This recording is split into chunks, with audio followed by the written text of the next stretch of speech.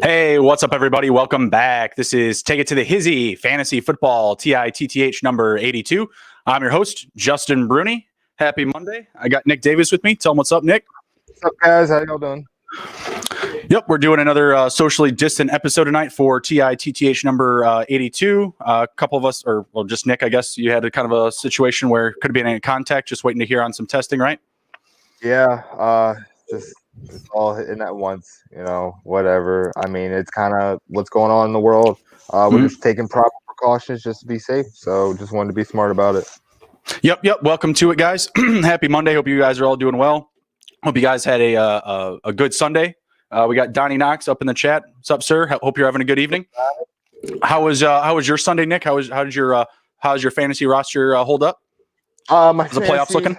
I lost one in the playoffs. It was the league that I had filled in for you. I'm actually pulling it up right now, but I know that the other one, I definitely had one. So I'll go over that one right now. Even though Devontae Parker did not record a god dang stat, I still had like a 38 point lead. I still got Mark Andrews to play, but Calvin Ridley had that one touchdown. Tyreek Hill, went off. Patrick Mahomes, Tyreek Hill got to go for him. He opened it up. Even though Patrick Mahomes, he had a couple interceptions. It was against a better defense, but he still had the yardage. So, it still worked out. I'm very safe in that one. And then with the other one, okay, so Michael Pittman, he only got me 4 points. Keenan Allen did really well.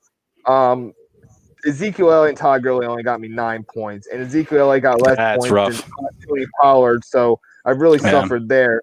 And then for some reason, I had Jordan Poyer on the bench, and Zaire Smith only got me IDP, guys, for people watching. Yeah, IDP. So that game or that league just ended up busting out. That was really unfortunate, but I'm really excited for Mr. Meeseek's team. That team has been really exciting.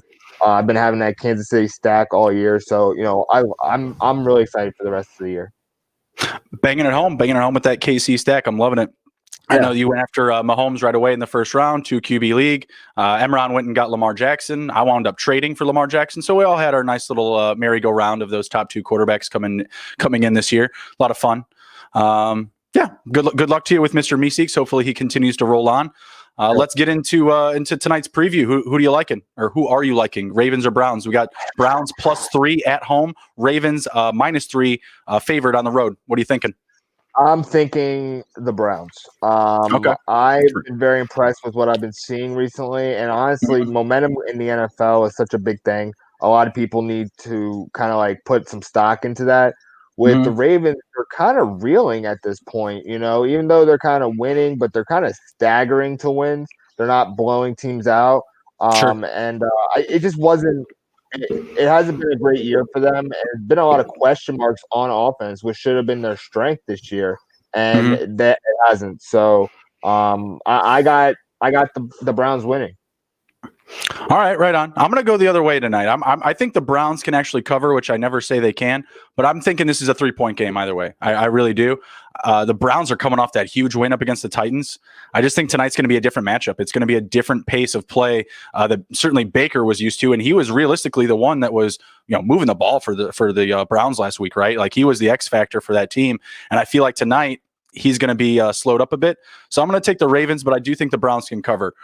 We got 45 points on the total. Well, what do you think? Can we hit the over? Enough offense here?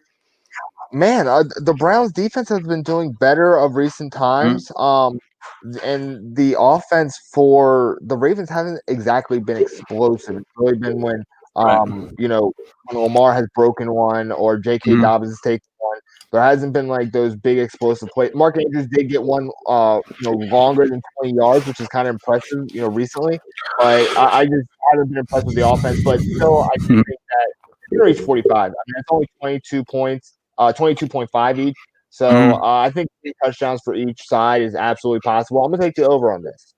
Yeah, I like the over as well. I think 45 is just too low. Both of these teams are just coming off of 2 really good offensive performances, and I do think that there's going to be some rollover from both sides here. Lamar getting right last week, had that really nice long rushing touchdown. I think he kind of needed that. I think that's going to be a good push for him this week. Same thing goes for, Dobbins, Gus Edwards. Dobbins is going to be good in this game. He's one of the guys that I like his prop at like 53, 55 yards or so. So I like those guys to get rolling tonight. And I think I told you yesterday on the Sunday show, I really look to the Browns to lean on the run here, but I think they're going to excel in it. Like, I don't think that them pounding the ball into the ground is going to drive down the number. I think just Chubb is going to eat in this game. I think he's going to be the focal point. And like you alluded to yesterday, is he's going to help set up some of the passing game, right? I hope that the Browns don't try to lean on the passing game too much. Just feed your running backs, and you can, find some opportunity up against this Ravens defense up front. Their secondary is still a lot better. Actually, they're pretty even, aren't they? Like they're both 12th or 13th up against the rush and the pass. It's like at the same mark or something like that. They're very similar in terms of like stats as a team defense, but as players, it's very like, man, like what the heck? Like why are they so similar, even though it feels like Baltimore has way more stars. And I feel like it's like almost like not recency bias, but history bias on like the Browns. Right. Like, man, I can't believe that the Browns are actually having this kind of success. Like, I don't get it. Kevin Stefanski, baby. Yeah, Kevin Stefanski. He's even got that defense rolling. There's some solid players on it. So, it's hard, man. It's so hard at this point with 2020, where the Browns are actually leading the Ravens. It's kind of like, oh my gosh, like everything's upside down, Yeah, and that's another thing too. Like the Ravens are, chasing wins in this division, right? Steelers just got a loss. Browns getting a loss tonight to the Ravens would put them in a really good spot to crawl back in this division. I think they need it a little bit more. I just think they do, and I feel like again their win last week was a very get right situation. Got some of these guys, and maybe a better positive mindset. I don't know. I'm just feeling like the Ravens. They're not. I'm not saying they're back, but they're on their way. It's going to be a hard test. The Browns are trying to, secure that playoff spot. They're not going to be securing the AFC North because the Steelers still, even with 2 losses, they're still leading. And they got some ground to make up. But if they win against the Ravens, man, they're really pretty much locking up that playoff spot for them. Absolutely. Do you have the trends pulled up? The trends, I do not. Let me get that up really quick. We'll go through those really quick, and then we can jump over to some of the props. Just kind of, piggyback, see where our odds are. I feel like the numbers are going to kind of push to the unders right now, at least the trends, I feel like. I know the last game, there was plenty of offense from the Ravens. There just wasn't from the Browns, the week 1. Yeah, people think that, like, this is the same Browns team, and it's not. I'll pull up the trends right now, so let me see. Baltimore is 10-2 straight up in their last 12 games on the road. They're 10-2 against the spread in their last 12 games when playing on the road against Cleveland. The total has gone under in 8 of Baltimore's last 10 games against an AFC opponent. They are 6-1 against the spread in their last 7 games of the AFC North. The Ravens? Yeah. And that sounds about right. I'm going to the Cleveland, where the total has gone under in actually 6 of 8 games. Cleveland's last 8 games against Baltimore. With Baltimore being 10-2, Cleveland's 2-10 against the spread in their last 12 games when playing at home against Cleveland. That's sad, man. That sucks. It's house of sadness. Yeah. And then Cleveland 1-5 against the spread in their last 6 games against an AFC opponent. And total has gone over in 4 of Cleveland's last 5 games played in December, which is kind of interesting. So that it is. The trends are it kind of feels like they're kind of, always leading towards Baltimore, which there's so much history of Baltimore dominating Cleveland. And by a wide margin. And honestly, the Cleveland defense has been playing a lot better. So I think it's going to be a lot closer, and especially with the Ravens having basically suffering an offensive drought almost. Lamar is nowhere near his MVP form, and Mark Andrews kind of just being a blocking tight end. So with the perfect storm of all those factors, I think the Cleveland's going to win.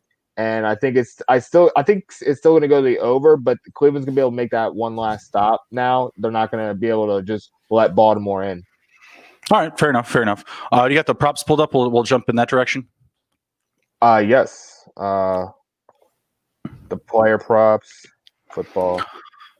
I had that on lineup. Mhm. Game props. There we go. Let's see. Leland Johnson here needs Chubb to get 13 points. I'm pretty sure he's going to do that tonight. We're really high on Chubb tonight. Yeah. I got him going over at least 84 rushing yards. I think I definitely went to the wrong thing. But here we go. First TD score. Who do you think is going to score the first TD tonight? Give me a Nick Chubb touchdown. Get it, Leland. He's actually leading with plus 500. Bang bang. I'm gonna say plus 500 is a good place to start. If that's the guy that's leading, plus 500 is a good place to start. I'm gonna say Lamar Jackson. He's plus 750. Okay, I like both those options. Let me see who. So Baker Mayfield, like not passing but scoring, I guess rushing, plus 3,300. That's crazy. What was the plus 3,300? Baker Mayfield scoring the touchdown. What about the first? Yeah, the first. I like the Harrison Bryant anytime touchdown. We were talking about Austin Hooper potentially being out of this game yesterday. I called it yesterday. Harrison Bryant touchdown. If Austin Hooper's out of the lineup, sticking to my guns. Give me an anytime Harrison Bryant touchdown. What's it paying? Harrison Bryant plus 2,500. That's first. Take it to the Hizzy. Destroy the like button. Give me some Harrison Bryant love, guys. Make a dollar holler. Let's go. $5. Not going to make you rich, but it'll help out. Get you a couple extra Christmas presents. I got Leland going off over here. What do you got? If the Ravens get the ball first, it's Lamar or Dobbins. That's the thing with the Ravens. Like if they get the ball first, it could be Lamar, it could be Dobbins, it could be Andrews, it could be Edwards. Even they just got a lot more options. And I don't trust Baker up against the secondary on the first drive, but it could be a very Cleveland thing to do. just let Baker dish one for 72 yards in the first couple plays. Yeah. Or let Jarvis Landry throw one for 47 yards to the corner or something stupid like that. To Donovan Peoples-Jones.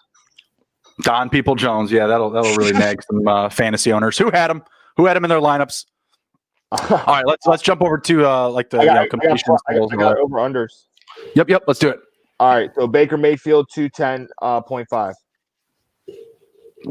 Under. I got him under 215. 210 seems kind of low. I'm going to say over. Lamar Jackson, over under 190.5 passing yards. Under. I got him under 190. I'm going to say under 2. I think that's kind of high for him. I think he'll rush a lot. Both are 1.5. I'm saying Baker over, Lamar under. I don't know if Baker still throws 2. I'll say under on both. I'll say 1 apiece. Okay. Pass completions. Wow, these are really low. Baker Mayfield, 18.5, and Lamar Jackson, 16.5. One more time. I was paying attention to James Holzman here, Coach Holzman in the house. Baker Mayfield, 18.5. Completions?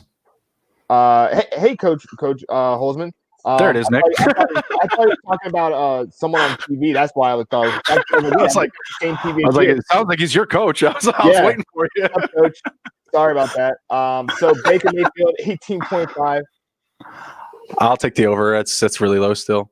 Yeah, I'm going to take the over on that. Lamar Jackson, 16.5. Man, these numbers are low. Yeah. I'm going to say under because they've been rushing so much. They're the top rushing offense in the league. 16, huh?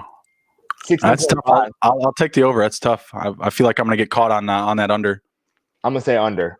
Let me see. Rushing yards. Baker Mayfield, 7.5. Give it to me.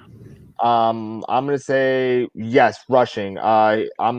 He does scramble a lot, and he does kind of get those yards. I mean, I wish there was like a receiving prop for him too, because they might get like a little gadget play. Gus Edwards, 26.5.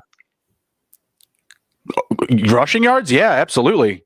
Yeah, I'm gonna say over. He's been featured a lot. J.K. Dobbins, 50.5. Over.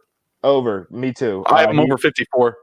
Yeah, I think he's the featured back at this point with everything that's happened with Ingram. I think Dobbins has shown enough where he's going to be featured a lot. Kareem Hunt 45.5. Under. I'm gonna say over. I'm gonna say he's gonna get like 50, but he's gonna be featured in the passing game a lot. Yeah. Lamar I'm gonna Jackson. say it's under. It's just been all Nick Chubb, since he's been back. So I'm gonna say the under. But like I think you're right though with the receiving game, and I think he even catches a touchdown too. Yeah, that makes sense too. Lamar Jackson 65.5. That's way low. I'm gonna say over. Yeah, over for Lamar. Yeah. Mark Ingram 18.5. Under. How the large has fallen, man. Like, yeah, this guy was like a featured guy. I'm gonna say over. I'm gonna say 20. I'm gonna say 25 maybe. Fair enough. Okay. Nick Chubb 85.5. Over. I got him over 84. Man, I think he's gonna have a 100-yard game this year. This game. Yep. Receiving yards. Let me get that up. David Njoku 15.5. None. Wait, is he back? I guess, man, they got a line for him. I'm gonna say under. He's only really gotten like some out routes in the few games that I've seen. Yeah, really that's the sports book trying to fuck with people's minds that don't know anything about football. Like, Austin Hooper's out, should be David Njoku. It's Harrison Bryant. Like, I don't like Baker to throw multiple touchdowns tonight, but if he throws a touchdown, I like Bryant and I like Hunt. So that's where I'm at. Interesting. I'm very surprised that they have a first-time touchdown for Harrison Bryant, but they don't have any receiving yard props for him, but they have one for Njoku. That's what I'm saying. Sometimes the sports book, it's just a mind fuck, man. They'll mess with you. They will. So Devin Duvernay 17.5. Over. I'm gonna say he can get that one shot, man. Yep. That's all he needs. So yeah. Donovan Peoples-Jones 22.5. Yeah, sure. One strike. I'm gonna say over. I'm gonna say he's got some like crazy stats for like how few times he touches the ball. J.K. Dobbins 8.5. Give me the over on that. Yep, over. Jarvis Landry 60.5. I'm gonna say under. I got the under. I have under 62.5 in my monkey knife fight lineup. Yeah, I'm gonna say 6, maybe like 55. I think they're gonna shut him down. They're gonna let other people eat. Kareem Hunt 16.5 receiving yards. Over. How much? 16.5. 16. Take it to the Hizzy. Destroy the like button. Get on your phones. Get to whatever sports book you can. BetOnline.ag, FanDuel, whatever it is, and hammer the over on Kareem Hunt's receiving yards. 16.5. The disrespect. I just want to make sure I'm looking at that right. Yep. The disrespect. They have higher numbers for Marquise Brown. Unbelievable. 43.5. He's going to get the under on that. He's a joke. I would take the Kareem Hunt receiving prop and the touchdown prop for sure. The receiving prop and the touchdown prop for sure. Okay. Miles Boykin 10.5. Yeah, he had a 33-yard touchdown strike last week. Sure. Okay, cool. I'm gonna say over. Yeah. Nick Chubb 7.5. I'm gonna say over because he's gonna get that on one, man. He could, yeah. Well, I'll take it over. And then Rashard Higgins 40.5. Not tonight. Not tonight. Higher numbers for him than like Kareem Hunt, who's I don't know. I guess they're not giving enough respect to Kareem Hunt, but Rashard Higgins, I'm gonna say under, but he is gonna get some receptions. Willie Snead 30.5. Over, sure. Okay. I'm gonna say under. I'm gonna say he doesn't do well this game. Okay, so receptions. Here we go. David Njoku 1.5. No, none, 0. Goose egg. I'm gonna say he gets 1. All right, still the under. Devin Duvernay 2 even. Push. Even push. Donovan Peoples-Jones 1.5. Yeah, give me 2 or 3. I don't think it's going to be Landry and Higgins tonight. I think these other guys are going to have to pick up the slack up the middle. Okay, yeah, I'm going to say over. That's actually plus 139. I think that's a pretty good number for the over on that. Yeah, I like it. J.K. Dobbins 1.5. I'm going to say over on that too. Yeah, I mean, really, he's the best option to catch the ball back there. So yeah, for sure. Give me the over. Jarvis Landry 5.5. Under. He gets 4 for 40, 4 for 50. That makes sense. Yeah, I'm gonna say you convinced me. That's paying plus 110. Okay. Kareem Hunt 2.5. I'm gonna say over on that. I mean, the game plan seems like he should hit the over, but I feel like that could be a trap. I don't know if they know something that we don't, but I feel like that should also be easy money. Yeah, I don't know. I'm gonna say that over on that. Mark Andrews 3.5. I'm gonna say over. I got him over 4.5, so I'm definitely taking that.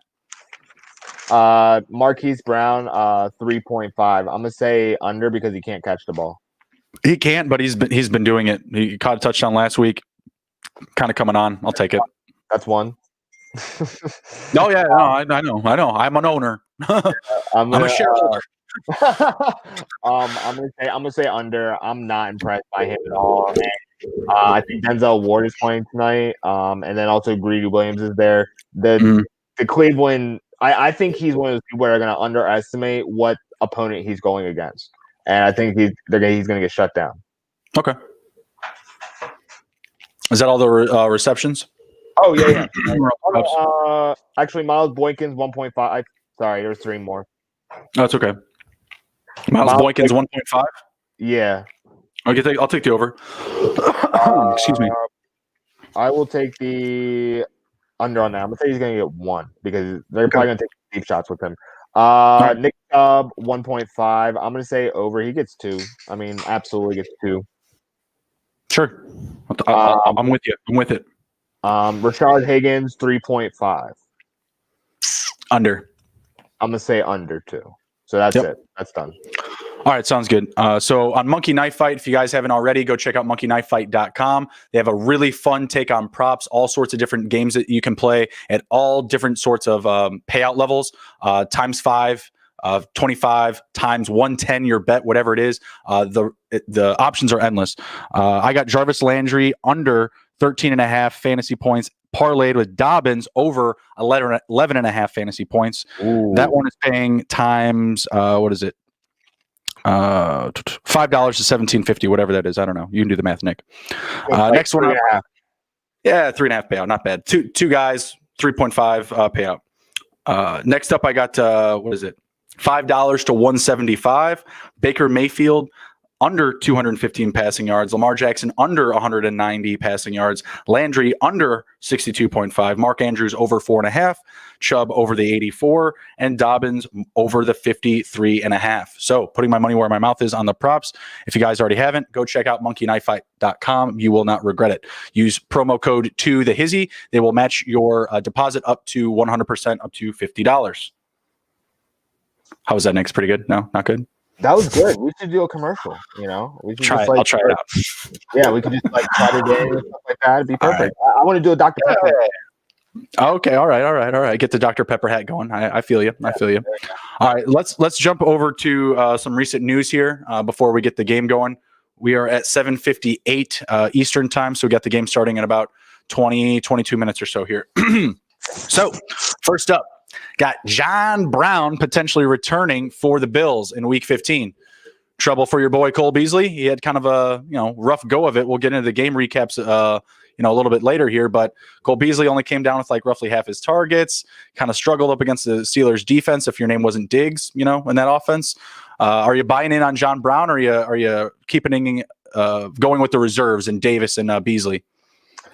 I'm going to say the reserves. John Brown, he is going to be a weapon. He's probably going to get a little bit of feature in there. If anything, the touches that he get, they're just going to take away from the running game because John Brown is king in Buffalo right now. The passing game is king, right? Like there's also a bit on our board here that they're the second highest passing offense in the league, like the second pass happiest offense. So really, you got to throttle all these guys, right? Yeah, I mean, if he comes in, I'm still going to feature Cole Beasley for sure. I have seen some great things from Davis, but Cole Beasley, I saw some stats and I shared in like the group chat, and it was just like crazy. Like he had more yards than like AJ Brown, more receptions than DK, and more touchdowns than like a couple or Julio. And I was like, oh my gosh, like this guy's 5'9", kicking butt everywhere. It's incredible, and I think that people need to start putting a little bit more respect on him. I liked him in Dallas, but he left because he knew that the game plan was for certain players, Zeke, Amari had just come in, and he was like, "All right, I'm out. I'm dipping the ball, Buffalo." He just wants a Not chance. going to be catching the ball around here. Yeah, and he's like, you know what? I just want a chance. Buffalo gave it to him. Bills Mafia has loved him, and he's performed. And I think that people should start, featuring him a little bit more in his lineups. Yeah, absolutely. I'm still going to be riding Cole Beasley into Week 15. Going to be riding, the Bills passing train, if you will. And I think Gabe Davis is still going to be a good start for you. John Brown coming back. I don't think people should necessarily hit the panic button on Beasley and Davis just yet. It's good for the Bills. It's good for their football team. But he just missed 3 weeks with a calf injury. I don't think that they're trying to rush him out there and give him a ton of usage or a ton of production when I think they're 3 games up now in the division. So they should be wrapping up the AFC East and bagging the division. If they try to chase the conference, I don't know. I don't know if home field's a big deal for them or not. I think it should be. They took a loss in the playoffs last year in Houston, and that could have been kind of a difference maker in that game. That was a really close one. So I don't think people need to be hitting the panic button just yet on Davis and Beasley. How about Matt Stafford being in doubt for Week 15? That's not great. Has a potential rib injury. Not really sure of the severeness of it, but it's Monday and they're already saying he's in question. Team's pretty much going to be out of the division. The Bears just got another win this week. They're going to be right there with them. Is it time for the Lions to pack it in or what? Yeah, everybody needs to start auditioning for their jobs. Matt Stafford, he's their franchise quarterback. I think Darren Bevel is just injecting new life into him. I this year, any team that's fired their coach, they've succeeded in the next game. And unfortunately, it happened against your Bears last week, which was very unfortunate. We got right. Yeah, you got right. But they're basically using these last few weeks to really audition, see what they have on the team. See what the stock is, and they can really proceed from there with a new coach. Or, if they don't bring back Darren Bevel, they at least want to have some information for the next coach to know about what team they're inheriting right now. Yeah, it's looking like we're potentially going to be getting Chase Daniel for the Lions in Week 15. You got to be fading some of your Lions options here. DeAndre Swift could be a nice start. But I don't know about Hawkinson or Marvin Jones next week for the Lions. That's going to be a tough ask with Chase Daniel potentially at the quarterback helm. So something to follow throughout the week. Matt Stafford's a dog. I mean, if there's someone that can play through an injury, ribs, get him the rib jacket, he'll be fine. It's there. It's a possibility in my eyes, but we'll see. Something to follow. Texans are going to consult with our boy Watson about their next head coach. So if you're Watson, Nick, who's your HC? Who's your head coach? Is it still Bieniemy? If you're Watson, Bieniemy. You want some of that Kansas City cooking? Yeah. Some of that Kansas City barbecue? Dude, he's got to want some of that magic. He's been suffering, and honestly, if Eric Bieniemy comes in, he might save might save JJ Watt from leaving. Because if I was JJ Watt in that position, I would give him one more year under a new coach. It would be a different setup. There'd be a new structure. There wouldn't be Bob negotiating your contract and also determining your playing time. That's very awkward for players to kind of have the same respect for that. And when you separate that, if you are able to bring Bieniemy in, Watson would have a lot of success. He'd be the toast of the town, basically, in Texas. Probably better than Dak Prescott. I don't think Houston has a first-round pick this year, do they? Because they traded away for the Laramie Tunzel. And also Hopkins. Yeah.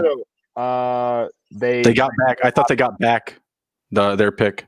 Oh, yeah. They didn't get a first-round pick because I saw Twitter roasting Rob for not getting a first-round pick for DeAndre Hopkins, but Houston Rockets got a first-round pick for Robert Covington. So that's because it's funny. Shout out Don Knox in the chat. Hope you're doing well, sir. Glad you're doing well. Hope you're feeling better. I think Bieniemy is probably the answer there. I mean, I still think there's a whole plethora of options. If you're Watson, I mean, would you hate the idea of bringing in a Josh McDaniels? No. But if you're ranking them, Bieniemy's top because he's had Mahomes. Mahomes has made a $500 million or a $250 million. Watson's got to want some of that. Josh McDaniels, he's shown that he's been able to he wants to be enemy so he can make $1 billion. No. I'm not saying that. I'm just kind of getting. I know. I get it. It was just funny. The enemy's one of the best offensive minds, and he's come from Andy Reid's coaching tree, who's a lot more successful, honestly, than Bill Belichick's tree. It's true. I would want the enemy there if I was Watson. But Josh Daniels, he's shown that he can handle Tom Brady, he can handle Bill Belichick. But I'm not really about the New England people coming out and being like, oh, they're so much better because they came out of Bill Belichick. Bill Belichick don't like sharing his shit. He don't like sharing his information. And, why would he? He knows that when they leave, they're going to be competition. And he knows for a fact on how he can lose a job in Cleveland. They're on a curse for, ever. And then he goes to New England, and they're like the new toast of the town. Why would he give away his secrets? So that's how I feel. Josh McDaniels is below Eric Bieniemy. How about a dark horse? Because I'll tie this news piece into the Texans head coaching consultation with Watson. Mike McCarthy is going to be staying locked in Dallas. What about a dark horse like a was it Kellen Winslow down there? The OC? Kellen Moore. Sorry, I was thinking the tight. Hey, Kellen Winslow is not worth mentioning. Okay. Kellen Moore, I don't think that he's leaving Dallas. He has a very cushy job being the OC in Dallas. He doesn't get to be the head coach. Don't care. You don't. I mean, I'm just saying, does he have to literally wait another year after Mike McCarthy? Because I get the whole Jason Garrett comparisons between him, between Moore and Garrett. I see it. I see what people are talking about. Just let him run it then. I don't understand why. Just let him run it. Mike McCarthy is not I don't see him as a defensive coach or an offensive coach. I see him as of coach is he? I haven't seen him bring any upside to this team at all. Yeah, a delegate coach. He just makes sure that the ship is still running. That's honestly what I think he is. But Kellen Moore, I think job at it. He is. I'm not saying he's doing a great job at it. I'm just saying that's kind of the coach he is. Kellen Moore. I mean, for me, it's if I were him, and I kind of heard his story, and he's played in Dallas. He's kind of grown up in Dallas in the NFL. For me, I would just stay there. I mean, when Dak was in, he was the toast of the world because Dak was throwing for 5,000 yards basically. And that's what I'm saying. Go get rich off that now. Don't let the situation get any worse because you know what I mean. Dak's coming back. Why? For me, if I was if Dak's coming back, I would definitely be interested in being the OC because there was already success last year, and CeeDee Lamb's only getting better. And basically, everybody's coming back. Maybe I think Michael Gallup is maybe a free agent, but I'm not worried about him leaving because honestly, Jerry will fill that hole somewhere else. Yeah, but if he's going to leave, they should have gotten something. They should get something for him if that's the case. I don't know about his contract, but if he's going to leave, they should have already gotten something for him. That's terrible. Yeah. That's not how you manage your pieces. But we'll see. Just some interesting bits on head coaches. Let's see. Ronald Jones had a nice little game this week, but may have fractured his pinky. Doesn't sound like it's going to be crazy, like he's going to be missed time. It's just that he's either playing with a pin in his finger or he's not playing with a pin in his finger. So we saw Leonard Fournette as a healthy scratch, not active, a healthy scratch this week. And I mean, I don't know. I guess I have to assume he's going to be back in the lineup. I don't know. I don't know what's up with Leonard Fournette.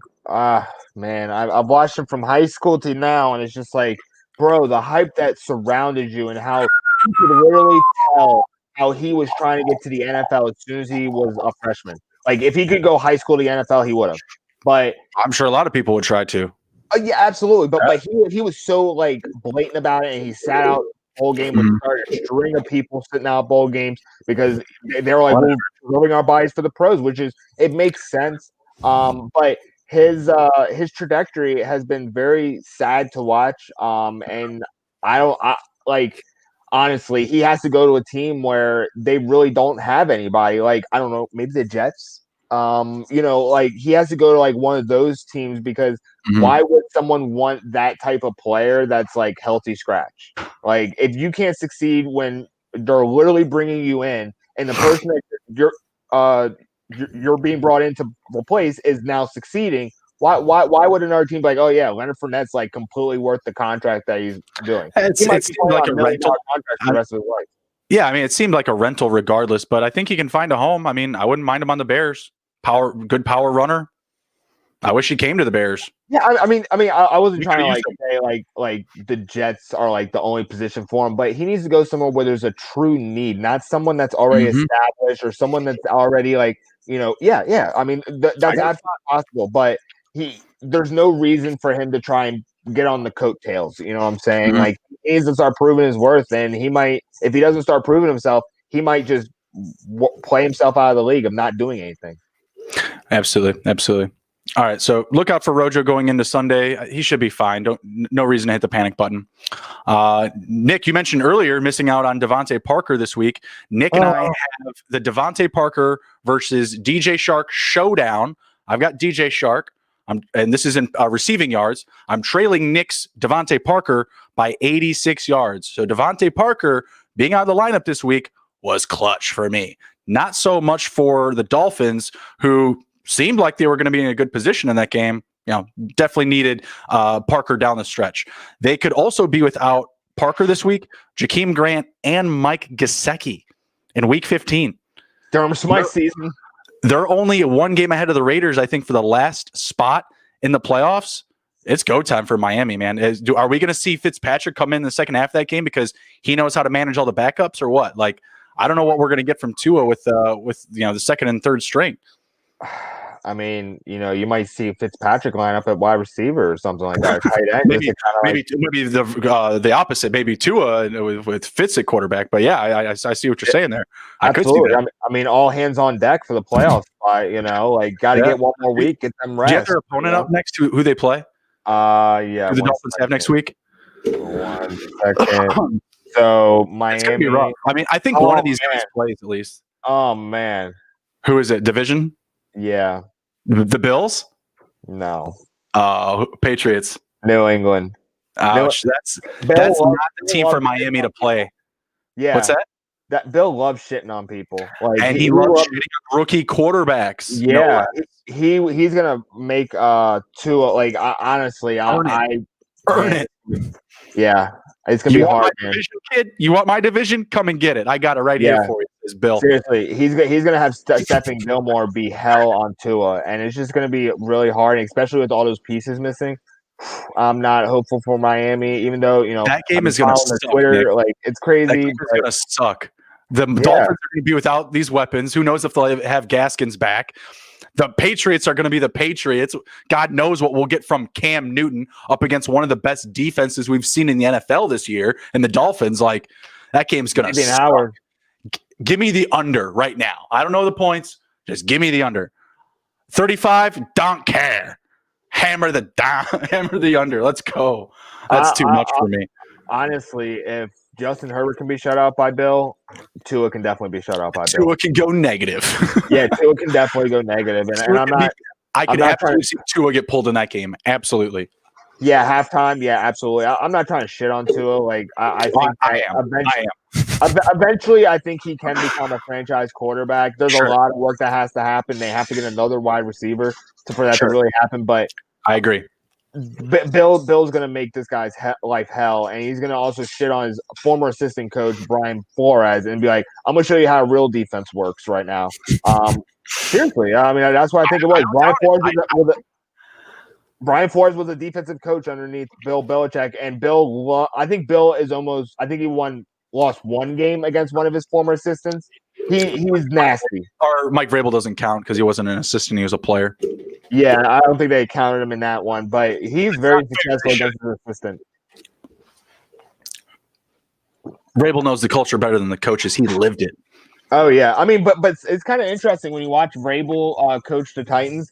Different things that he do. That's it's kind of Bill Belichick-esque, and it's kind of like, man, if there's anybody that's considered a son of him, I consider Vrabel a son of Belichick, and everyone else is just friends and just kind of latched on him. Son that's like one on, on defensive. He's not. Is he the defensive coordinator?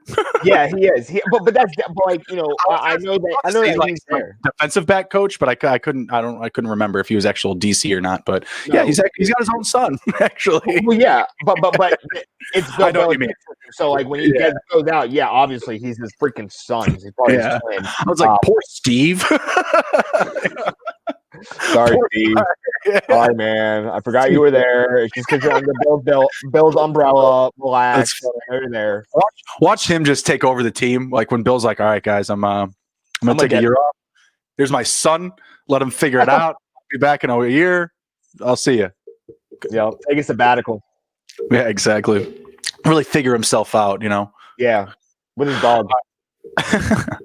Next up, our guy. He made it back in. Gardner Minshew. He's alive. I don't get it. I don't know. He threw a touchdown. He threw a touchdown. He's making his rookie card worth something. I'm glad because I need something.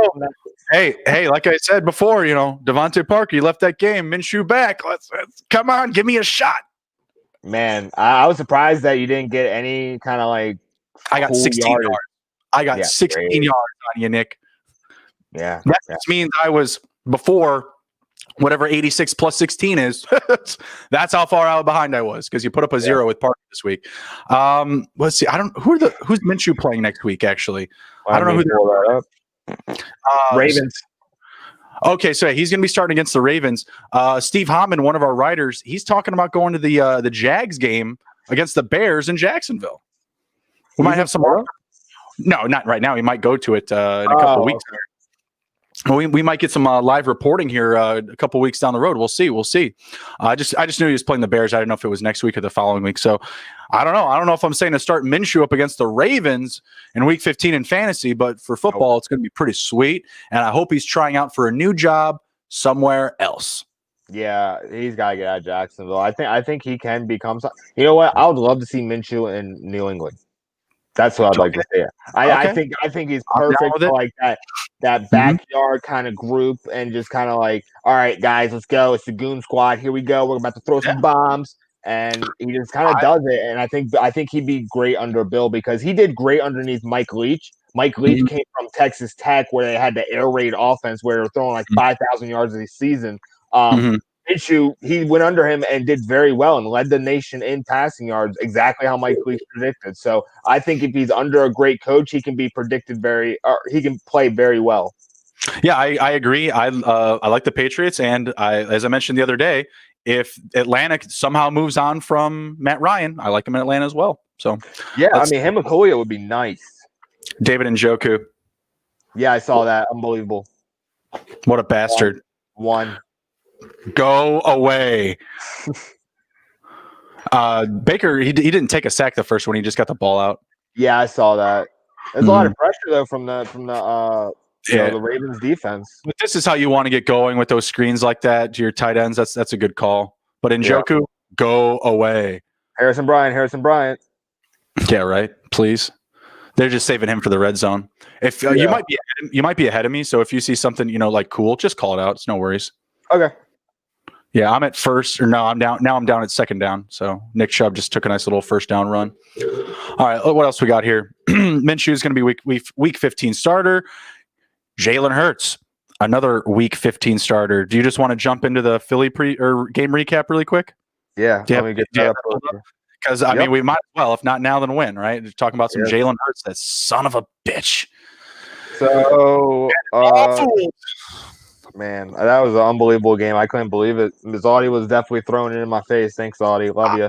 No worries. I'll stand my ground. I said to bench Miles Sanders. I said to fade all the Eagles. I said on a whim, you can start Dallas Goedert. I will take the loss. I have no shame whatsoever. Where did that come from? If you saw it coming, pound it in the chat. Let me hear it. I want to know why you saw it coming. I didn't. I said. What? How many lineups did I have in DFS with the Saints defense? So many. Come on. I was all over. I had him in our DFS. Completely anti-Eagle. Completely anti-Jalen Hurts. There's a screen to Kareem Hunt. And first down. Yeah. No. If you saw it coming, let me know. Go ahead. Let's hear it in the chat. But I did not. Anyone that did, you're smart. You know, you're smart. Play the lottery, boy. Yeah. Go ahead and the recap really quick. I know the receivers really didn't do anything. It was mostly just Jalen Hurts and Miles Sanders, but break it down. Oh, here's Jarvis Landry throwing double throwback, and he got crushed, but got it back to Chubb, who got 10, 12 yards. All right, cool. What did it cost you, Landry? He got crushed. You're throwing hard? So Jalen Hurts got 17 for 30, 167, 1 touchdown. Rushing 18 attempts, 106 yards, one fumble loss. Miles Sanders had 14 attempts, 115 yards, 2 touchdowns, long of 82, 5 targets, 4 receptions, 21 yards. So that's kind of crazy. It's like 1 yard. It's his year, man. It's his biggest game of the year. Come on, like no one was gonna say that he was gonna have the biggest game of 2020 with Jalen Hurts in his first game as a starter. Nobody. Yeah, I don't know. Jalen Hurts rushed 1 time for 19 yards, but got 4 targets, 2 receptions, 46 yards. Boston Scott was 3 for 6 rushing, 3 targets, 1 reception for 11 yards. Dallas Goedert 6 for 4, 43. Greg Ward 5 for 2 for 20. Alshon Jeffrey 1 for 15 and 1 touchdown. Zach Ertz 3 for 2 for 8, and then Quez Watkins 1 for 3. What was Travis Fulgham's line? Leland in the chat was just referencing him. Nothing. He did not register a stat. Yeah, talk about a fall from grace. We were talking that dude up. We were loving some Fulgham season. I mean, that's just the Eagles, though. That's all they've been out all year. I just caught a Harrison Bryant catch, getting some props here, getting some love. I mean, I don't understand it. Jalen Hurts had the cheat codes for Miles Sanders, unlocked him. We did say yesterday if this team took off, you know, it could be through that tandem, right? Because if you want to unlock your running back, you know, the mobile quarterback could be the answer. It's just that I think we all felt that Carson Wentz wasn't not mobile, right? Like he has some speed with his legs. He can do some stuff outside the pocket. He makes plays last. So I don't think anyone questioned like it was a lack of mobility or, you know, a lack of play behind the line of scrimmage. Carson Wentz was doing his thing to keep plays alive. The offensive line was just terrible. I think Carson Wentz did something to this offensive line. I don't know what happened or what Carson Wentz did, but it's like a different team. Like it's almost like they've been watching practice and being like, how the hell is Jalen Hurts on the bench against Wentz? And they're like, all right, guys, get it all together. We're gonna definitely suck while Wentz is in. We're not gonna help him in any kind of way because you see how he's literally trying, and then all of a sudden Jalen Hurts comes in and everybody wants to try. Like it's kind of like very disrespectful. Like if I was Wentz, I'd be like, dude, like what the hell's going on, guys? Like Jeffrey scored a touchdown. I saw that. That. Huh? How? Like what the hell? I mean, Jalen Hurts barely even passed in that game. He rushed for as nearly as many yards as he passed. You know what I mean? Like if you can keep that up, all power to you, Doug. All power to you. Because they could be right back in this division. You know, we got Alex Smith potentially injured. We're not really sure yet. You know, we got the Giants losing a game. You know, we don't know what's going to happen in that division. Anything could happen right now. So they got to keep strolling along. And I guess this is the whole idea behind it, right? See what you can get out of the kid. If it nets anything positive, cool, roll with it. You're back in the division. Hot hand. Right, exactly. And if you don't get anything out of it, all right, fuck it. We'll put in Wentz. Whatever. Or whatever. We'll get a better draft pick. Baker, Baker's throwing one in my eye already this game. He's looking good in this drive, Nick. He's looking good. He looks really good. He looks comfortable. Yeah. Play calling is looking really smooth. He's getting the ball out quickly. The release is looking nice. I'm liking this drive. I hope they finish with a touchdown because it'd be really a shame to take 3 off the board here. Stefanski is the greatest thing that ever happened to Baker Mayfield. Like even going to Oklahoma, there you go. Nick Chubb scoring a touchdown. Did he? It was a good bang. Let's go. Take it to Hizzy. Destroy the button. Share the video. It wasn't not 28 minutes ago. We gave you the Nick Chubb first touchdown. Yeah, plus 500 score. Shit, that'd be nice. Easy 500. So yeah. Why didn't we do it? I don't know because we're filming. We're here trying to tell you people. Yeah, we do the research. We do the research. Oh, bless. All right, next up we got CMC should be returning in 2020. I mean, he could have been back this week if he didn't ding up the quad injury, but like, why is Matt Rule and these coaches so damn cryptic? Just say if he's going to be back in week 15 or not. Quit fucking around. Just tell us if he's going to be back. Follow it. Just something to follow into Sunday. I'm thinking what this means is that he's just going to be back in week 15, but I have no idea. Who knows? Would you start him in your fantasy lineup if he's back next week? No. I will, because God knows if he's in, they got to be using him. Yeah, I don't know. I feel like if he came back for one game and had like 25 points or something stupid, like.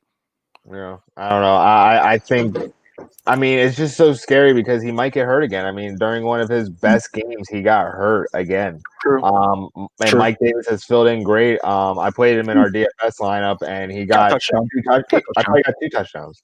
Oh, did he get 2? I thought he just had 1.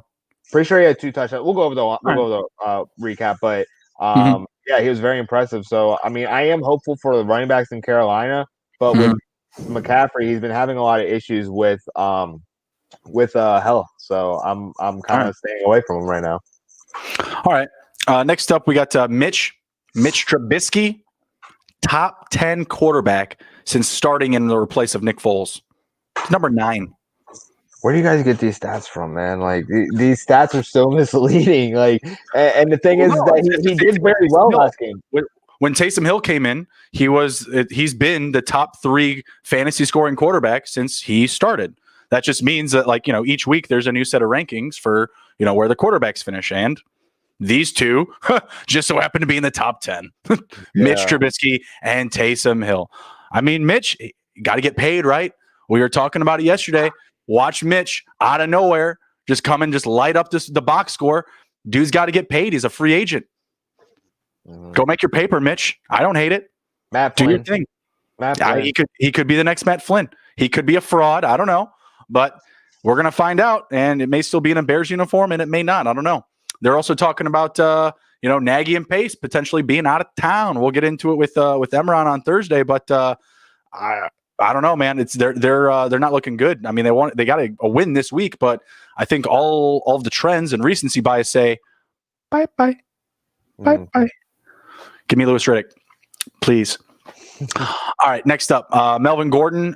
His court case has been moved to January. So outside of team doctors, lawyers also play fantasy football, apparently. So looks like the suits have gotten Melvin Gordon safe for your fantasy playoffs. He's not going anywhere anytime soon. So keep firing him up. I don't know what he did this week, but we'll get to the game recap here in a bit. I don't have him. Man, fantasy football like percolates through the rest of society sometimes. It's just kind of interesting. Yeah. Team doctors, lawyers, they all play it. Police officers, those late night speeding tickets. Yeah. They all play. I see it. We already covered the Bills and their passing offense. David Johnson going to be returning from COVID. Positive news for Houston. They really, really missed him this week. The Raiders fired the defensive coordinator, Paul Guenther. They are one spot out of the playoffs behind Miami. Is this going to matter? Is this a factor for you? Yes. I agree. I feel like Paul Guenther was very hard-headed and kept doing the same shit over and over again and expecting different results. Zeke did too, Leland. Fuck, man, it killed me. Like, Tony Pollard got more points than Zeke this week. Like, it was so frustrating. Like, it just wasn't fair. It wasn't fair because they were on like the 1, the 3. They could have given it to Zeke to finish. Now, rollouts, handoffs, passes to Tony Pollard, pissing me off. I didn't make the playoffs with my Zeke team, but as a Zeke owner, I felt that still. Like, from someone that dealt with his issues throughout the year, being completely healthy. The guy I took after, Alvin Kamara, CMC, Saquon, thinking, oh, hey, still got a home run, no big deal here. Flea flicker to Lamar, going nowhere. Yeah, you see what I'm talking about with like how the Ravens just depend so much on on Lamar's legs. Like I was talking to a kid at work today, and I was just like, man, like I just feel like this model isn't sustainable. Like if this continues to be like the call for Lamar and the Ravens, I feel like he's going to suffer the same fate as Lamar Jackson, or not RG3, and it's just a lot of damage for someone at the quarterback position, and especially someone that's smaller like him. That's a lot of NFL damage to be taken, and he's taken a lot over his first 3 years. They need another pass catcher. Like Marquise Brown wasn't the answer. No. He wasn't. Miles Boykin also wasn't the answer. Those are back-to-back years of picks. Like, wasn't the answer. They also went back-to-back years from Mark Andrews and Hayden Hurst. You know, like I feel like they kept trying to like double down when they keep missing. I don't know. They're just missing on those guys. They're not adding anybody in free agency. Is Dez even in this game? I don't even know. Yeah, I think he tested negative for COVID. He said he's coming back, but I mean, he's a non-factor. I literally mentioned to the kid, I was like, That's what I'm saying. Even in the game, he's a non-factor. Yeah, like I was like, you guys are the number one rushing offense in the NFL, and you decide to go and get a big name receiver. Like, why? Like, it's not going to help you. Your play call actually doesn't even have the page, Dude, I had the same freaking thing. You're clicking that on there and making me mad because those comments are going straight to my heart right now. I'm sorry. I've been suffering the same fate, man. Gaskins, man, he was supposed to lead me, and I had to pivot so hard, and I was so frustrated. But yeah, getting a big name passer for a number one rushing offense, it's not the right call. Like you don't even have the weapons to utilize him. I just saw Lamar Jackson went for a nice run, and then the Browns had a penalty, it looked like. Yeah. So, yeah, they're just about at midfield, just short of midfield. So, I mean, both teams moving the ball here. We're looking good to the over. Let's go. Let's put up some points, Lamar. Let's check out this play here. I got 1st and 10. I don't know what you're on. 2nd down. Okay, well, don't run with Gus. You ruined it. Ugh, so boring. Just let me watch the boring plays on my own. I'm just kidding. See what else we got. Raiders fire their DC. Solid for them. Good job. Hopefully Gruden rights the ship and they can make the playoffs. I want to see Raider football in the playoffs. Let's go. Lastly, on the news pieces, we got Alex Smith potentially injured. I don't think it's a big deal. I just think they're like super cautious, which is like, the 1,000,000,000% correct thing to do, right? Yeah. This is the 2nd week in a row, though, because this incident happened after he had his leg stepped on by his own teammates. Other leg. Well, the previous week it was they bloodied his other leg, though. They drew blood. It looked like freaking like fruit punch coming from his ankle. It looked like Kurt Schilling all over you. Yeah, exactly. Right. So, football team, offensive line, please stop stepping on the quarterback with 1.5 legs, please. Get out of your own way. What the hell? Put flags on, please. Driving me nuts. All right, really quickly here, going over the waiver wire guys. Guys that we really feel that you have to add that are low percentage owns. This is 15% or less. So Jeff Wilson Jr., Jerick McKinnon, he barely played like any snaps on offense whatsoever. He was like practically designated to special teams up against the football team. So keep firing up Jeff Wilson, only 14% owned in leagues. Jalen Hurts, 13% owned. I don't know if I want to start him just like in single quarterback leagues, but in 2 quarterback leagues, got to own him now. I mean, Wentz is a guy off the board. If you're in 12 leagues, he's just a guy that has to be owned, must own. Lynn Bowden Jr. ran the most routes for the Dolphins this week. He is 1% owned in leagues, Nick. They could be missing Parker, Jakeem Grant, Mike Gesicki. They're going to need this guy. Fire him up even in this next week. If all 3 of those guys are out, fire up Lynn Bowden. I think they even gave him a passing attempt. They got some stuff drawn up for this guy.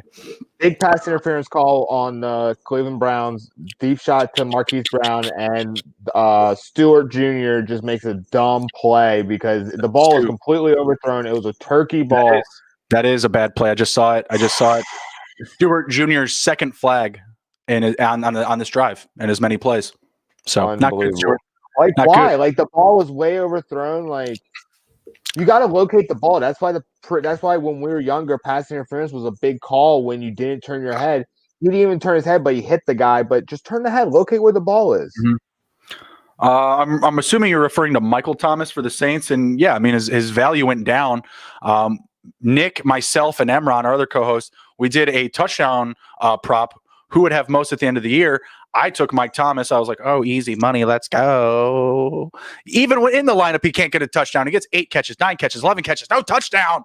What the hell? Emron took Kenny Galladay. He has more than Michael Thomas, and Nick has Nuke Hopkins, and Nick's going to win, and me and Emron are going to be freezing our asses off in the ocean. Ugh. Not happy about it. Yeah, Mike Thomas had a down year. He's coming along, though. Like, he's fantasy, like, more than fantasy relevant right now with all of his catches, but the dude just will not score a touchdown. Refuses to. Manny Sanders, you want one? Cool. Jared Cook, you want one? Cool. Traquan Smith, here's 4. Here's 4, Traquan Smith. No big deal. Kamara, here's $1 billion. Mike Thomas, nah, none for you. Slant boy, that's it. You get nothing. Don't hit your teammates. Play nice. Ugh, drive me crazy. All right, back to the waiver wire. Chad Hansen, 2% owned, Nick. 2% owned. That means that 1% of fantasy football watches this show, because that would be 2 weeks in a row we told people to add Chad Hansen from the Houston Texans. Why their name was escaping me, I don't know. I don't get it. He has had, 21% of the target share in the past 2 weeks for the Texans, Chad Hansen. Hot guy. Oh, and by the way, Brandon Cooks has a concussion. I don't care what they say. They pulled this dude, like, what, half an hour before the game started? Yeah. Oh, we actually decided we're not going to play him at the last minute. That's because he has a concussion. And you're liars, the Texans. You're liars. I hate it. It's got a concussion. Just say as much. I don't know why they don't want to. They PR'd the shit out of that situation all week long and then laid an egg literally on game day. Yeah. I was not happy for fantasy owners. Regardless, I was saying to sit him. So whatever. Shouldn't have been in your lineup regardless. But that's, again, because he has a concussion. Anywho. Go add Chad. Normal programming. Go add Chad Hansen off the waiver wire. He's 2% owned. Pay attention. Let's go. Russ Gage threw for a touchdown this week for the Falcons. That's sweet. I don't think Matt Ryan's any good, but Russ Gage is only 11% owned. Julio is out this week.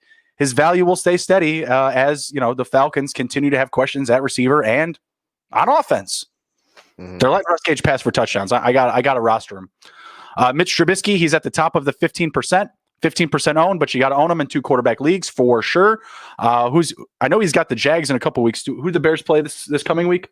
Let me get it up. Minnesota, not bad. Who we got the touchdown here? Lamar. Yeah.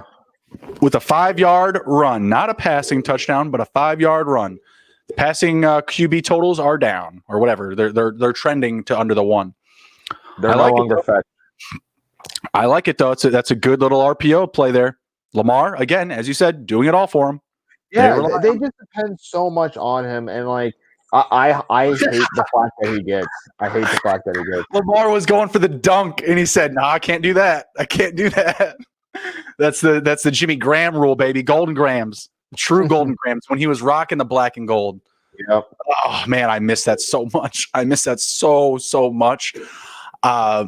What was it? I had Calvin Johnson and Jimmy Graham, and Jimmy Graham's like 10+ touchdown year. Oh my God.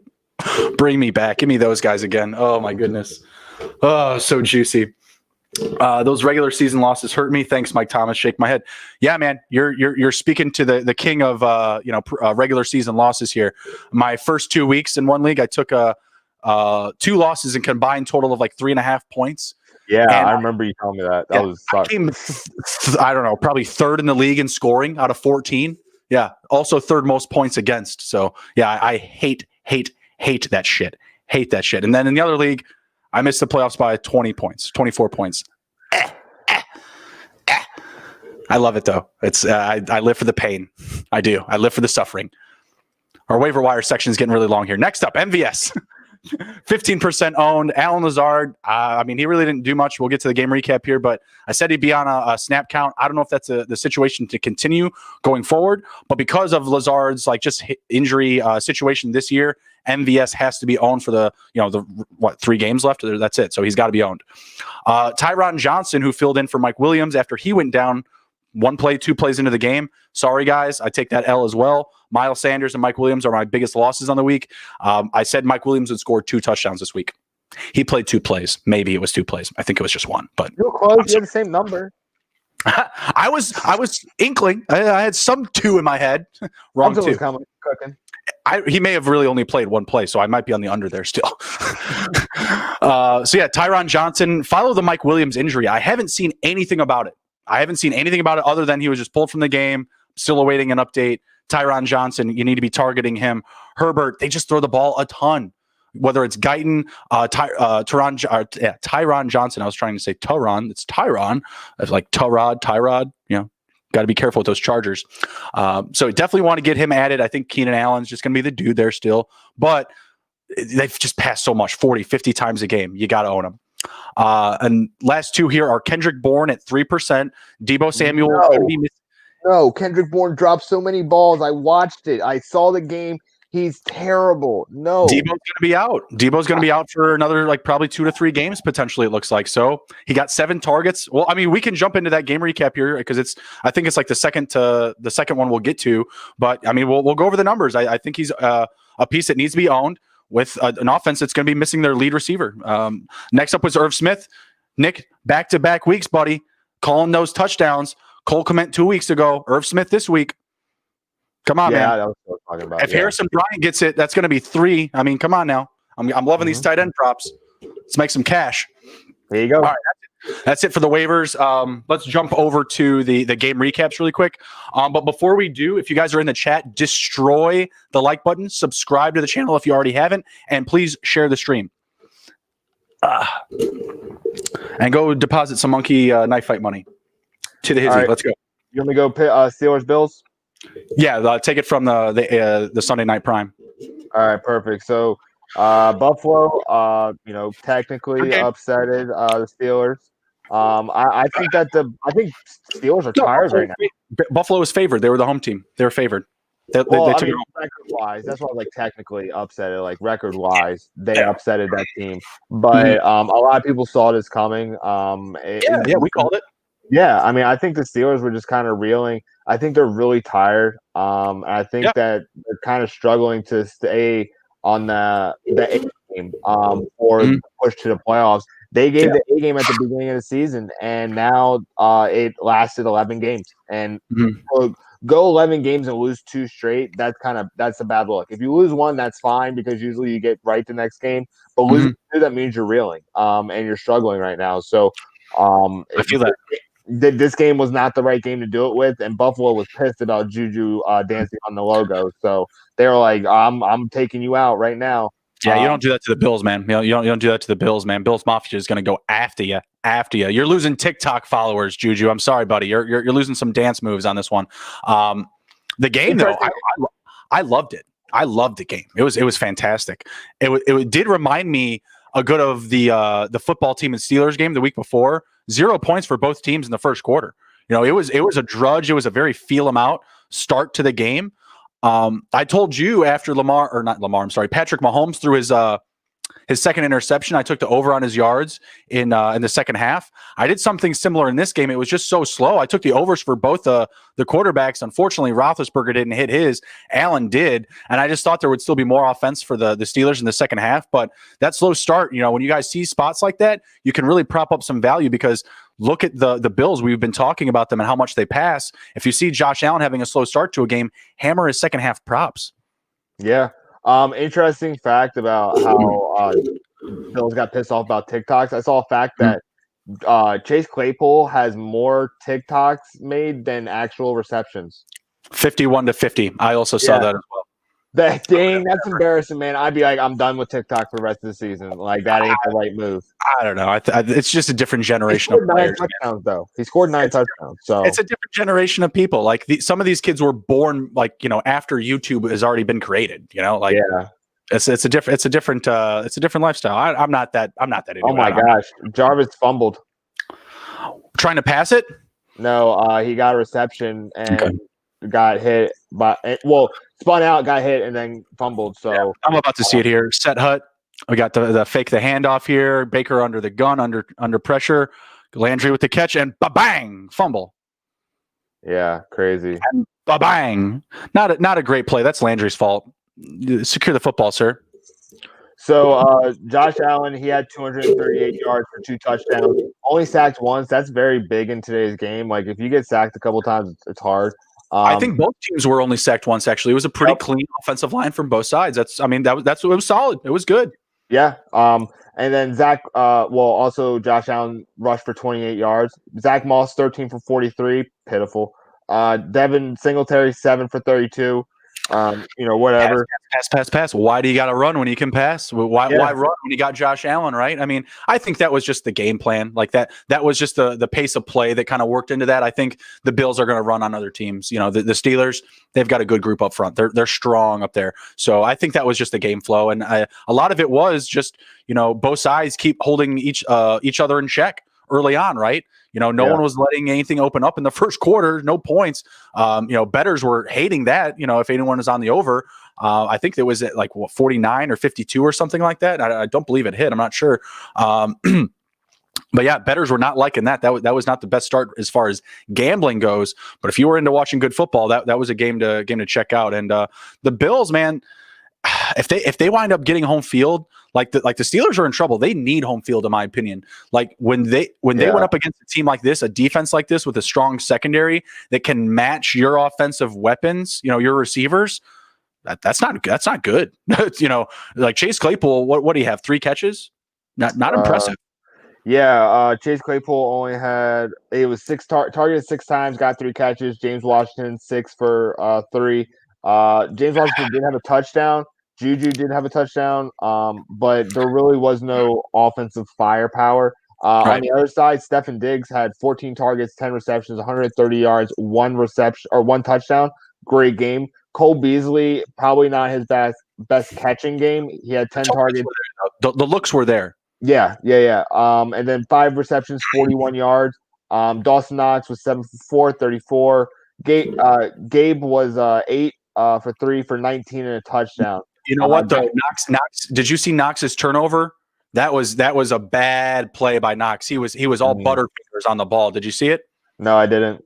It was a wild play. So he makes a catch. It's a good play on the catch. But then as he's going to the ground, his hand does the dunk and it just pushes it up in the air. There it goes. And back to the turnovers. We got John Reed in the chat. Shout out John Reed, Goon Squad. House. Shout out to Goon Squad. Road Ben. That's the biggest factor. This dude threw 2 picks and they were in bad spots. The one was for the pick 6 to get the Bills back in the game that they were trailing in. And the other was at the end of the game to just say, hey, man, we're done. We're packing it in. We're going home. Road Ben, man. They need home field advantage in the playoffs. They got to figure it out to finish out with no more losses. I'm telling you, they only need these 2 losses on the year. I hope they learned a lot from it because no bye week coming, I believe, right? There is no bye week coming. Yep, no bye week coming. So they got to figure it out. Hopefully these losses were good lessons, which losses typically are, right? You get your as Aaron Rodgers says, your best scout tape in your losses. So I think they'll have plenty to review from the last 8 quarters of football. So let's move on to the next game. Alrighty, so we got Green Bay versus Detroit. Green Bay won 31-24. Aaron Rodgers, 290 yards, 3 touchdowns, no sacks. Great job. Aaron Rodgers, very clean. 15 attempts for Aaron Jones, 69 yards. Jamal 10 for 38. Devontae Adams 10 targets, 7 115 and a touchdown. MVS 6 for 6 for 85 for 1. Robert Tonyan 5 for 5 for 36 for 1. Alan Lazard only 2 for 19, but he's been dealing with injuries back and forth. Devon Austin actually. And we said he was going to be on a snap count. We knew he wasn't going to play the entire game. Yeah. Tavon Austin made the box score. Good for him. First game in. Equinemius St. Brown, too. Notre Dame guy, 1 for 15. And then Matthew Stafford 24 completions, 244 yards, 1 touchdown, sacked 4 times. I don't know how he got hurt, but it could have happened on one of those sacks. It was in the fourth quarter, and I'll get to that here in a bit. But continue. Chase Daniel came in only 3 for 6 for 29. DeAndre Swift was 7 for 24 for 1 touchdown. Jamal Agnew was 1 for 11. Adrian Peterson was 4 for 7, and Kenyon Johnson 2 for 3 for 1 touchdown. And then I wanted that touchdown to go to AP. I was all over AP in that game. I thought they would have just buried the ball with AP. No. No. First off, hats off to the Detroit Lions for really coming to play in this game. Their offense was good. Like they maintained the score with the Packers. They were never fully out of it. They only lost by a possession, right? The Packers did not cover. It was the hook, 7.5 points. They could not cover by a point, right? But I got a bone to pick with some Detroit fans. Guys are coming after our guy Emron on Twitter because he said, "Oh, the Lions have trouble protecting Stafford. The offensive line is kind of shaky, quote unquote." This is a team, mind you, that is 5th in the league in sacks. And the response that I get from this when I tell these people, like, "Oh, hey, that's a bad take," actually, saying that like the offensive line isn't the issue. They might be good, but if they're good and they let up sacks, if they're good and they let their quarterback get hurt in a close game, the guy goes down, they needed their backup to at least make 6 throws. How good is it, right? This team was, I don't know what the ranking is now, but these guys are going after Emron on Twitter saying, blanket statements, this, that, the other. Guy doesn't watch football, doesn't know what he's talking about. Get the hell out of here. Get out of here. Get off your high horse, Detroit fans. You're killing me. I didn't even know what they were trying to say. Like they were saying, "Oh, Matt Stafford holds onto the ball too long. It's his fault he gets hurt. It's his own damn fault. He's the reason why we're leading the league in sacks." Like, okay. So they were really hyping up because, Detroit only allowed to get like 2 sacks up against the Bears, and that's a big deal. I applauded that. That is a big deal. Bears defense, monsters. They got some dogs down there, right? So 2 sacks for the game. Sure, I'll tip my hat, right? The previous 2 games before that, it was 9 sacks total. This week's it's 4, 1 per quarter. Your quarterback, franchise player, the face of your franchise, potentially hurt. We don't know to what degree. I hate it. I hate all of it. Sorry. Just had to get that off my chest. It was killing me.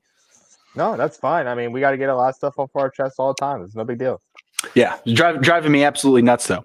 The Lions, though, like I said, showed a lot of pride. They came to play a division game. Aaron Rodgers going up against Stafford. It was solid. But everything that the Packers did, we called. Like, we said Aaron Rodgers would go off. We said Devontae Adams would go off. We said Aaron Jones would have a good game. What else is there? Nothing. Where they rush, the Packers rush total for like 130 yards, right? 69, 38, 13. So, 115. Okay, something like that. What was the splits between Williams and Jones? 15 attempts for Jones, 10 attempps for Williams. And what were the yardage? Jones 69 yards, Williams 38. Yeah, I mean they have a really good tandem there. Everything we said what was going to happen happened, except for that half point. I said the Packers would cover. They missed it by a half point. My bad. Sorry. That happened. Lions came to play. All right. What's the next game? So next game, we already kind of went over Saints and Eagles. You want to go over that again or no? No. Next one up. We went the whole thing. Atlanta Chargers. Atlanta. Disappointing game, man. Where did the offense go? Yeah, I mean, to be honest, I feel like there should have been a lot more. Yeah, I agree. It didn't help. Mike Williams went down. It doesn't. But they have those depth pieces there. They have Guyton. They got Tyron Johnson that did score a touchdown. Eckler's back. They had Justin Jackson catching a couple of balls. Henry's there. Hunter Henry should have gotten more love. Yeah. Man, looking at the box score, you're just looking at it. You see Russ Gage like up top because he made 1 pass, but everybody else, the only person that did anything was Calvin Ridley, 12 for 8 for 124 and a touchdown. Laquan Treadwell actually scored a touchdown. Laquan Treadwell, Creed, Illinois. Let's go. Yeah, there you go. And then on the other side, Justin Herbert, it was 44 attempts, 36 completions. That's a very high rate. That's what I'm saying. Where's all the points, though, man? Like we should have had at least a couple more touchdowns. I'm telling you. Like I was high on him. I was pushing people to get him in their DFS lineups. It just didn't pay what it should have. Yeah, absolutely. 243 yards, 2 touchdowns, 1 interception, sacked 1 time. And then Austin Eckler, 15 attempts, 79 yards, 9 targets, 9 receptions, 67 yards. Kalen Ballage, 7 attempts, 14 yards rushing. Got 1 catch for 6 yards. Justin Jackson, he kind of got filtered in. And like 3 catches. Yeah, it was his first game back. Yeah, nothing serious. But Tyron, 6. Who said Eckler, man? 8 to 10 catches. 9 right here. Lock it in. Another DFS guy. Tyron Johnson, 7 for 6 for killing me. 5 and a touchdown. Keenan Allen, 11 targets, 9 receptions, 52 yards, and a touchdown. Hunter Henry is 8 for 6 for 41 yards. And then Guyton only got 3 targets, 1 reception, 8 yards. KJ Hill 1 for 1 for 4 yards. Meh. Meh. Yeah, should have been a lot better. I mean, the Falcons, like, I just expected more. The Chargers aren't great. I said to sit Matt Ryan. It wasn't a great game, right? Like, it wasn't spectacular. He did get a touchdown, right? So that was cool. But, I mean, did Russ Gage look better? I don't know. Did he? Like, what the hell? Like, you got Russ Gage coming in and stealing touchdowns from Matt Ryan. I mean, that's not great, but hey, it's like, it was a good spot to bench him. So I hope you guys took the advice. But everyone else there, like, who else can you trust other than Calvin Ridley? I'm not even saying to plug Russ Gage into your lineup. I think you just have to own him. Like, he needs to just be available to you. He just needs to be available to you. You know, like, if Julio's going to get pulled out of the lineup on Sunday, or, you know, even if like Matt Ryan gets pulled, like, the backup quarterback there might just be targeting the slot more and not being able to hit outside the numbers. You know what I mean? So I just think he has to be owned. I don't think there's really many options there. Like, what did Hayden Hurst do? Hayden Hurst. 3 targets, 1 reception, 7 yards. Why? Why? With Julio Jones out of the lineup, like, why is Hayden Hurst not getting enough love? I don't understand it. Like, he's a guy that I just think should be like an easy start for you with Julio Jones out of the lineup, with Gurley playing as bad as he is, right? With Hill not really spelling Gurley even, like, right? He's not even coming in and giving any relief. Ito Smith, kind of like hit or miss, right? Like, one week he could, you know, grab a bunch of catches for, you know, 40 or 50 yards. Another week he just gets continually shut down behind the line of scrimmage. Like, Calvin Ridley, that's all I trust going forward. Like, that's it. That's it for the Falcons. Like, there's only a couple weeks left. Like, we've seen all that we need to, I think, from them this year. Like, pack it in. Let's go. Is it 2021 yet? Is Matt Ryan still there? Get a higher draft pick. So I'm saying, don't play to the middle. There's no reason to. Next game. Yeah. Did Cody Parkey just miss a kick and I missed it? No, I have no idea. I hate when I miss Cody Parkey missing kicks for other teams, Nick. God, it's like my favorite thing to see in the world. Lamar got sacked again. No. So Washington and San Francisco. So Washington Fun game. Yeah, I liked it. Washington. It was actually the first Washington game I'd watched in like 2 years, basically. Washington won 23-15. The one takeaway that I have from this game is the defense looks great. Cam Curl scored a touchdown. Chase Young scored a touchdown. But without those Curl touchdowns, without those 2 touchdowns, you're looking at 9 points, and you would have lost to the beat up San Francisco 49ers. And when Alex Smith was in, the offense was clicking a lot better. But they weren't exactly like lighting the world on fire. You know, like, it was still a close game. You just perfectly described the Washington football team with Alex Smith at the helm. Like, right, like, efficient, not going to blow anybody out. Yeah, it's like, right, like that. But that's all Ron Rivera needs. Yeah. I'm worried about Alex Smith, though. Like, when I saw Haskins just come in, he technically came in at the very, very end of the second quarter to take a knee. I remember that. Yeah, I remember that. I was not happy seeing that. I'm like, hey, Alex Smith has got 1.5 good legs. He can take a knee. What the hell? Come on. What are we doing here? What's happening? And then Twitter, I took to Twitter. It starts blowing up. He's questionable to return. I don't know what that means in my head. I was very concerned. I think he's going to be okay. Like, everything that I've read is just that they are super, super precautious. The leg from hell tightened up, and they said, hey, we got to pull him. Right? Smart. I'm glad. I agree. But I don't trust the team with Haskins. I don't trust the team with Haskins. No. Oh my gosh, no.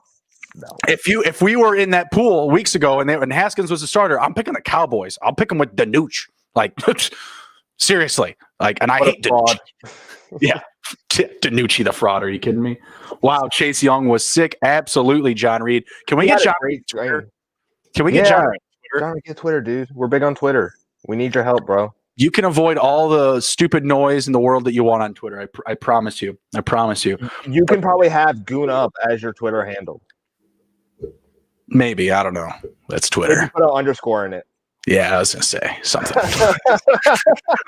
A lot of goons on Twitter. I mean, you can stay away from some communities on Twitter, but you know, some like the goons, you can't avoid. They're everywhere. Yeah. But no, Chase Young was wild getting that touchdown. I was cheering him on. I did not see the camera. touchdown.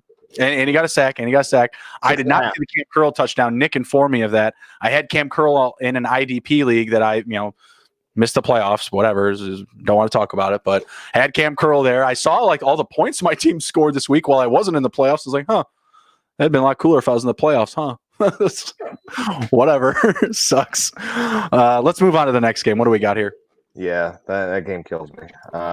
It was good, but like there's really not too much to take away from it. Like the Niners, like we just talked about. Like what did Kendrick Bourne do really quick? I suppose.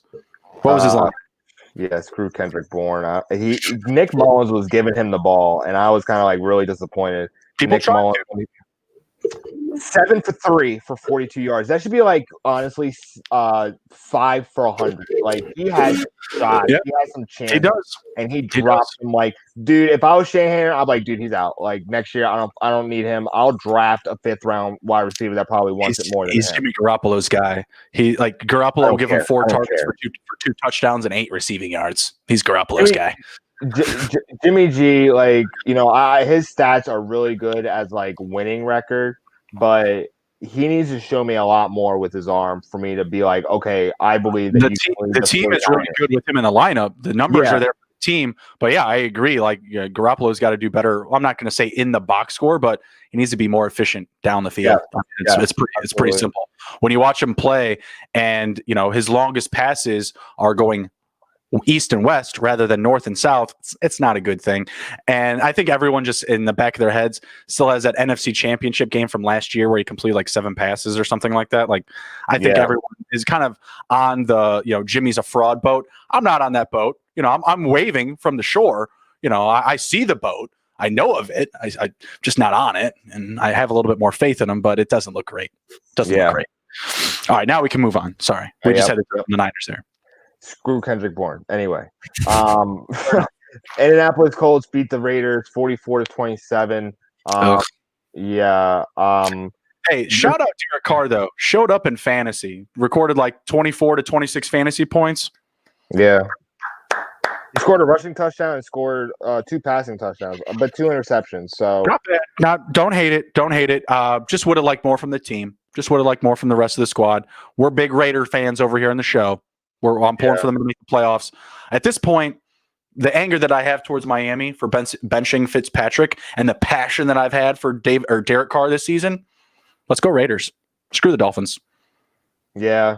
I kind of soured on Miami when that happened because I respect Fitzpatrick a lot. Big time. Fitzpatrick guy over here.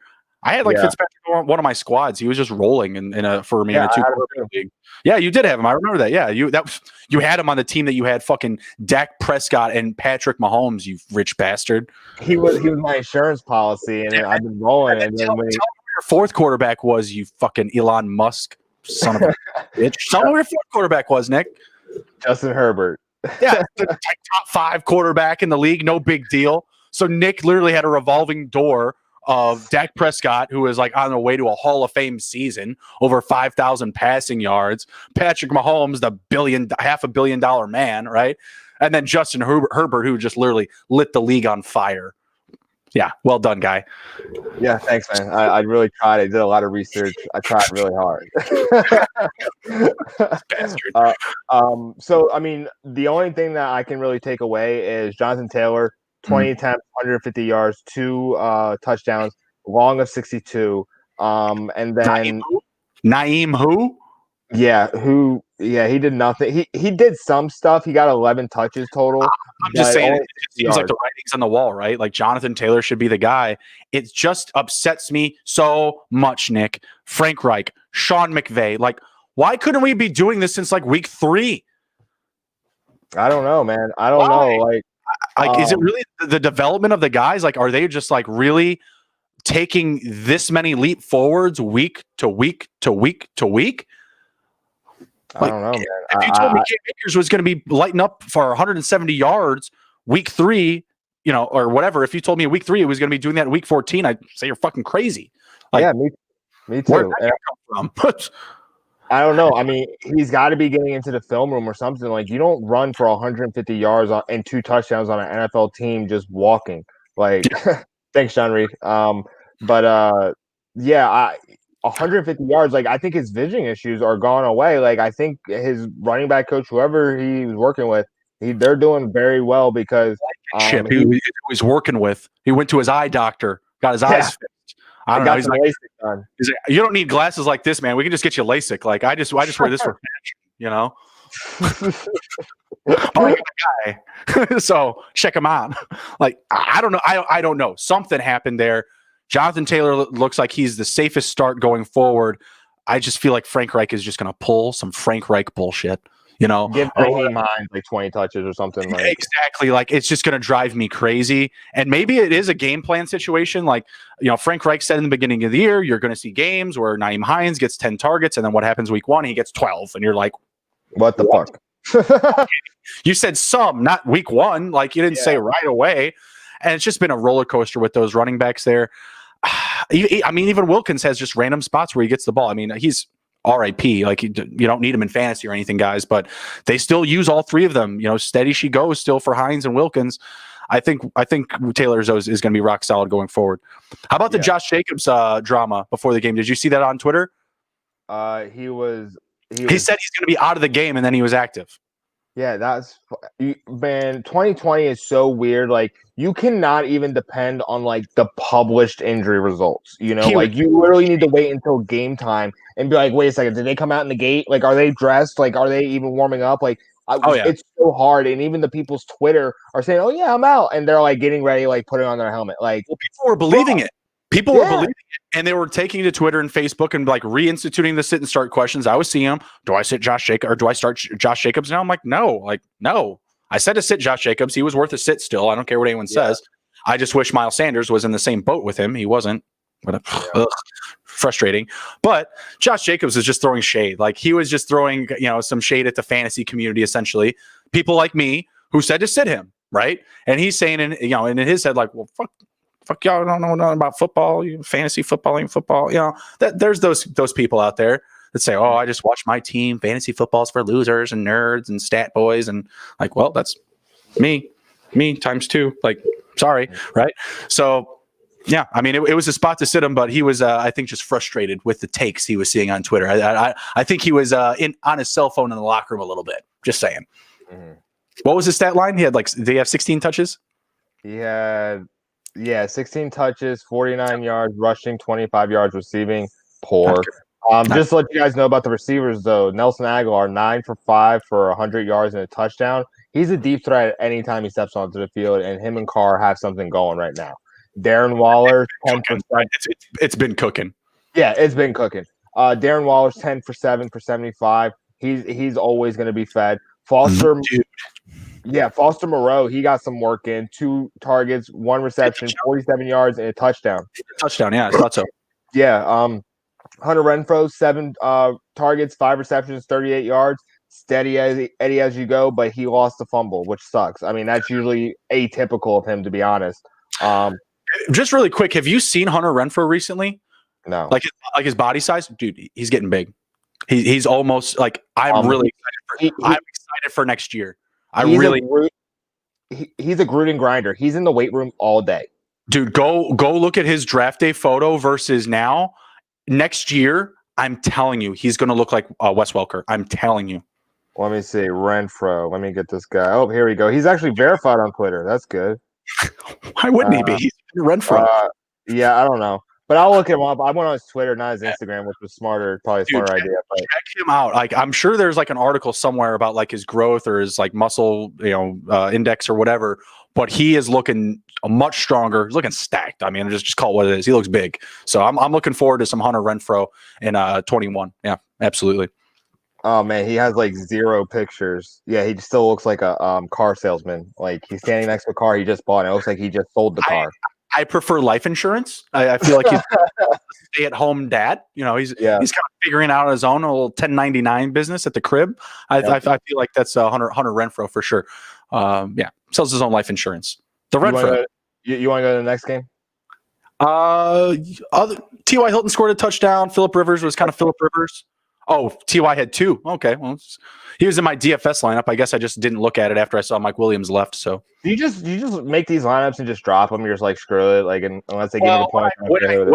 When I know someone's out like that, like yeah, I mean, I know that I'm not gonna make money. Like it was so big, you put up a 0, like deuces, like it's over. You know what I mean? Yeah. You make one bad call, you're screwed. Yeah, exactly. You're not getting rich. Might make my money back, and then I'll just see it when I look at it. Yeah, that's about it on that game. What do you got? My complete miscall was Seattle destroyed New York 40-3. Let's see how good the stat line. Oh, Russell 206 for 4 touchdowns. And then Chris Carson. That's it. Yeah. And Chris Carson 12 for 76 for 1 touchdown. Carlos Hyde 15 for 66. Not a single receiver went over 100 yards. DK, Disley, and Swain all got touchdowns. Yeah, I mean, there's really not that much to be unexpected there. They don't need to throttle the passing game up against the Jets. They suck. They're bad. I think the most surprising thing from the game is the Jets didn't score any points or whatever. They got 3. They got a field goal. They didn't score a touchdown. Like you would have thought that Darnold and company could have at least got a touchdown. But hey, Seattle covered the 15 points. It looks like. Jeez. I still wasn't going to take that big spread. You know, I'm never trying to do that. That's not my bag. It's not what I'm good at. Picking those double point covers.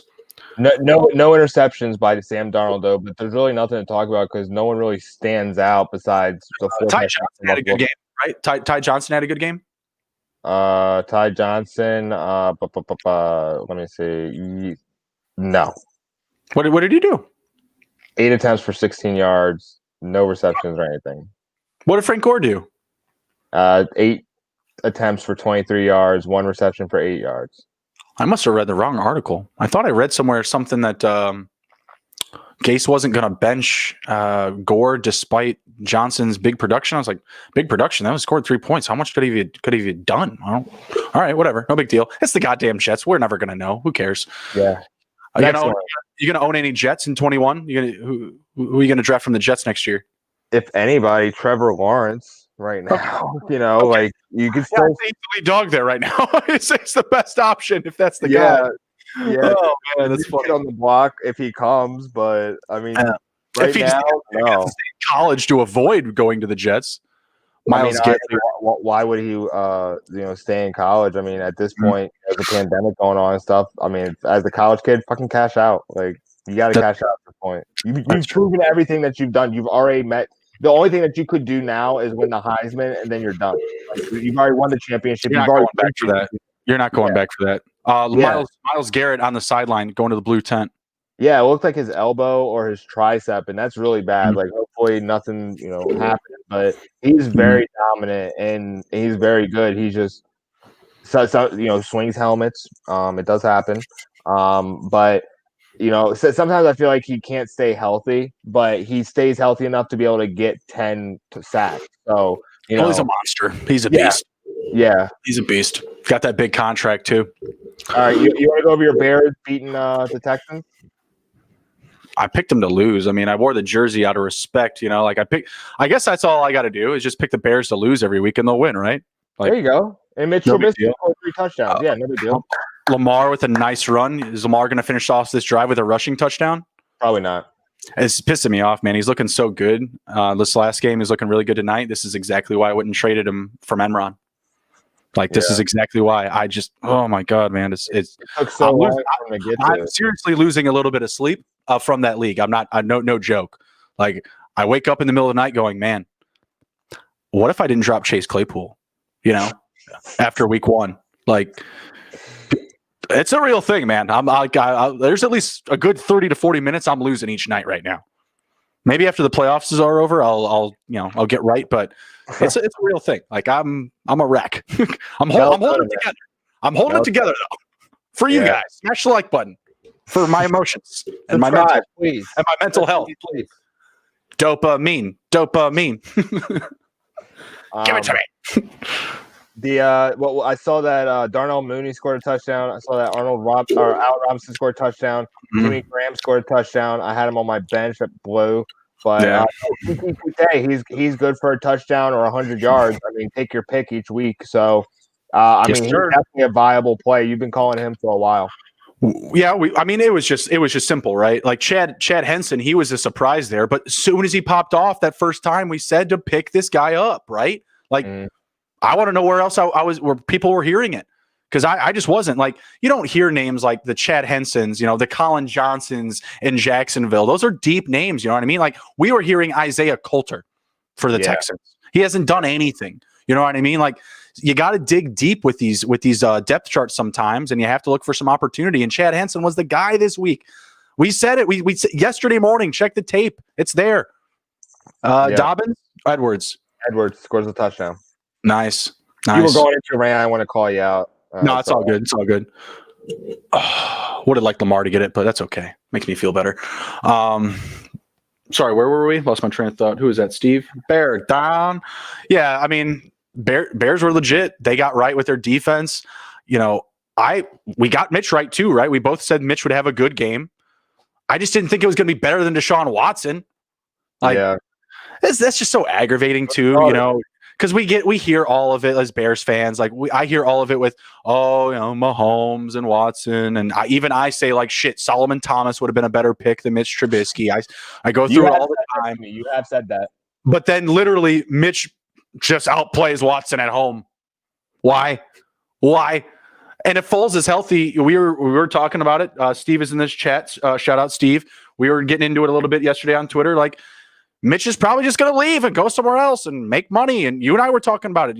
Maybe the next Matt Flynn, but it would be the most Bear thing ever for him to go somewhere else and have the success, not be a Matt Flynn. That's what happens to the Packers, not to the Bears. Yeah.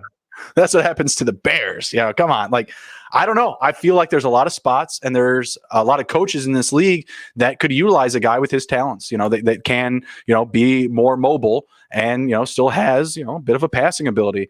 Did you see that Jimmy Graham touchdown was a pretty clean ball, Mm-hmm. Did you see that one in the corner of the end zone? Yeah. It was a pretty clean ball. Like, I'm impressed with little things that he does. It was the Texans at the end of the day, right? Like, he didn't do this stuff up against the Packers, right? He's still been, top 10 quarterback in fantasy since coming on. I'm going to be trusting him going forward. So we'll see what happens here. Mm-hmm. I don't have much to say about the Texans. Like, they're getting David Johnson back, so that'll be good. They'll play better in their next game. That's pretty much it. Their offense is still going to be good next week. Mm-hmm. They just ran into the Bears. So next game, Dallas beat Cincinnati 30-7. Really, Zeke, I don't know what the fuck's going on with Zeke. It's pissing me off because I had him like. I felt like his coaching, but I could be wrong. I don't know. Like, I just felt I think he'll be coaching too. Yeah. Why waste Zeke in a losing season? I guess I don't know. Yeah, Amari scored a touchdown. That was basically it. I mean, Andy Dalton only threw 185 yards. Brandon Allen threw 2 touchdowns. Yeah, 2 touchdowns. One was to Tony Pollard. And then Brandon Allen on the other side threw for 217. The only person who scored a touchdown, AJ Green, back from the dead, 7 for 6 for 62 and a touchdown. He did it for Andy. Let's not kid ourselves. Andy Dalton coming home. Operation Revenge, I'd say, was a success. 30-7. Is that? That's a throttle. So I'm saying, I mean, like, Operation Revenge, I think, was a success for Dalton. AJ Green got one with his man in the house. It was kind of like what we expected, really. I mean, we said the Cowboys, you wanted to start as many as you could. I'm still with that. Like, I'm not really against that take. Even if you told me the score is going to be 30-7 and you had no idea who was going to have the production, you would have said to start all of your Dallas Cowboys, right? Yeah. Like, you would say even to probably start Dalton, in which Dalton would not have been a bad start this week. So it was pretty much everything that we expected. The Bengals suck. The only thing that didn't happen that I did expect was Giovanni Bernard to have a role. I was telling a guy on Facebook, I would shout him out. I can't remember his name. Poor fellow. Sorry, bud. But he was asking me, James Conner or J.D. McKissick, Giovanni Bernard or J.D. McKissick. I kept giving him McKissick over and over and over, even up against that Dallas defense. Because Gio Bernard is just underwhelming sometimes, and so are the Bengals. They gave carries to Trevion Williams and Samaje P. Ryan. Yeah. Ouch. Sorry, fantasy owners. Ouch. Zach Taylor, go away. Like, is he done there or what? No, because I mean, Burrow was starting to have some success while he was there. And it's not. I mean, Taylor's done a bad job of like protecting him. Like they should honestly always be in max protect, but he just wants to send people out and get those every time. And you're giving so many chances to the defensive linemen to 60 chances to get after Joe Burrow, and it's just really hard. Like they were having success, but they haven't done a great job with the offensive line. Like John Williams, he's a bust to me. Like he came in pretty big. He came from Alabama. He keeps getting hurt. Yeah, he keeps getting hurt. I mean, he's on the IR. He's a bust right now. Yeah, no, I agree. I mean, when you're out your complete rookie season, you can't finish your sophomore season. You didn't necessarily do anything special to keep the quarterback healthy. Yeah, it's not a good thing. It's not a good thing. Friendly reminder from our chat leader, John Reed: smash the like button, destroy it like your life depends on it. Thank you, appreciate that. What game you got up next? We got Tennessee and the Jaguars. Okay, Tennessee and the Jags. Not much to say. 31-10 by the Tennessee Titans. Minshew came back in, scored a touchdown through 178 yards. James Robinson, I saw that he had gotten 1,000 yards rushing. Great for him. A.J. Brown on the Titans had 7 receptions for 112 yards and a touchdown. Jeff Slam was 3 for 3 for 34 in the touchdown. Derrick Henry, 26 205 yards or 215 yards for 2 touchdowns. That's impressive. Really quick, Derrick Henry needs to average 156 rushing yards, I believe, for the rest of the season. He'll hit 2,000 rushing yards. Wow. And he's still in order to break Eric Dickerson, he would have to get another 100 yards after that. Nice. I think he could do it. I think he could potentially do it. He's in blow-up spots here. This game was everything we thought it was going to be, other than Minshew making an appearance. That part was sweet. The Titans were the Titans and the Jags were the Jags. There's nothing really special. You're right. I mean, yeah, it's how some of these games we're just going through. Miami and the Chiefs. This is a very interesting game. We'll talk a little bit more about this. 33-27 for Kansas City. For me, Devontae Parker got hurt. He did not record his stats. Sucked. But both quarterbacks actually threw for over 300 yards. Tua threw for 316, 2 touchdowns and an interception. Patrick threw for 393, 393, 2 touchdowns and 3 interceptions. He was sacked 3 times. Tua also was sacked 4 times. Literally, those 6 things, the 3 sacks and the 3 interceptions, that is why they lost by 6 points, man. Like, to me, it was more the woes of the Chiefs that kept them, like the Dolphins, in this game. Yeah, I felt like the Chiefs' defense was still what we thought they were going to be in this game. We said they were going to play really well and actually fade Tua this week. Oh, big catch for Donovan Peoples-Jones. Big play.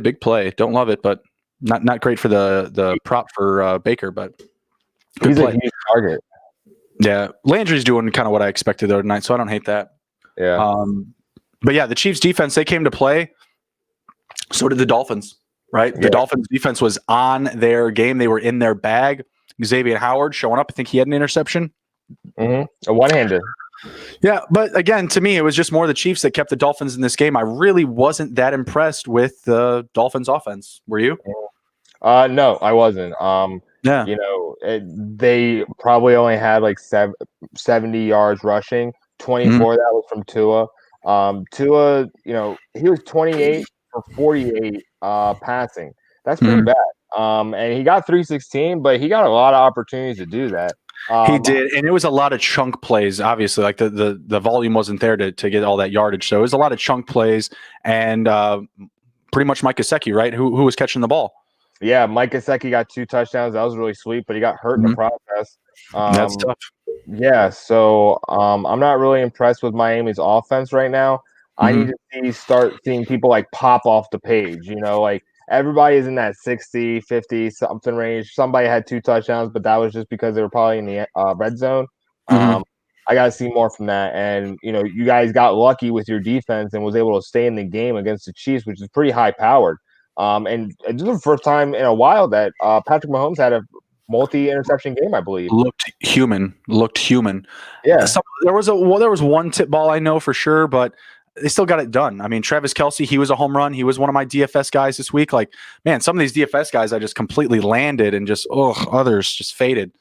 Like, imagine with the Eckler, the Kelce, and the T.Y. Hilton, and then you get Mike Williams. Killer, just killer, man, just killer. Yeah. What else? What else from there? Any other hitters? Tyreek Hill opened the game up. Kelce leads the league now in receiving yards.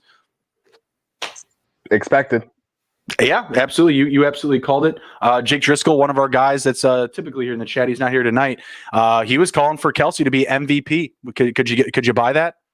Man, he would have to have like a Calvin Johnson season, like when he had that 144 yard or 44 receptions, something like that. Yeah, you definitely gotta have that kind of season as a tight end, and you would have to have like incredible team success because of your play.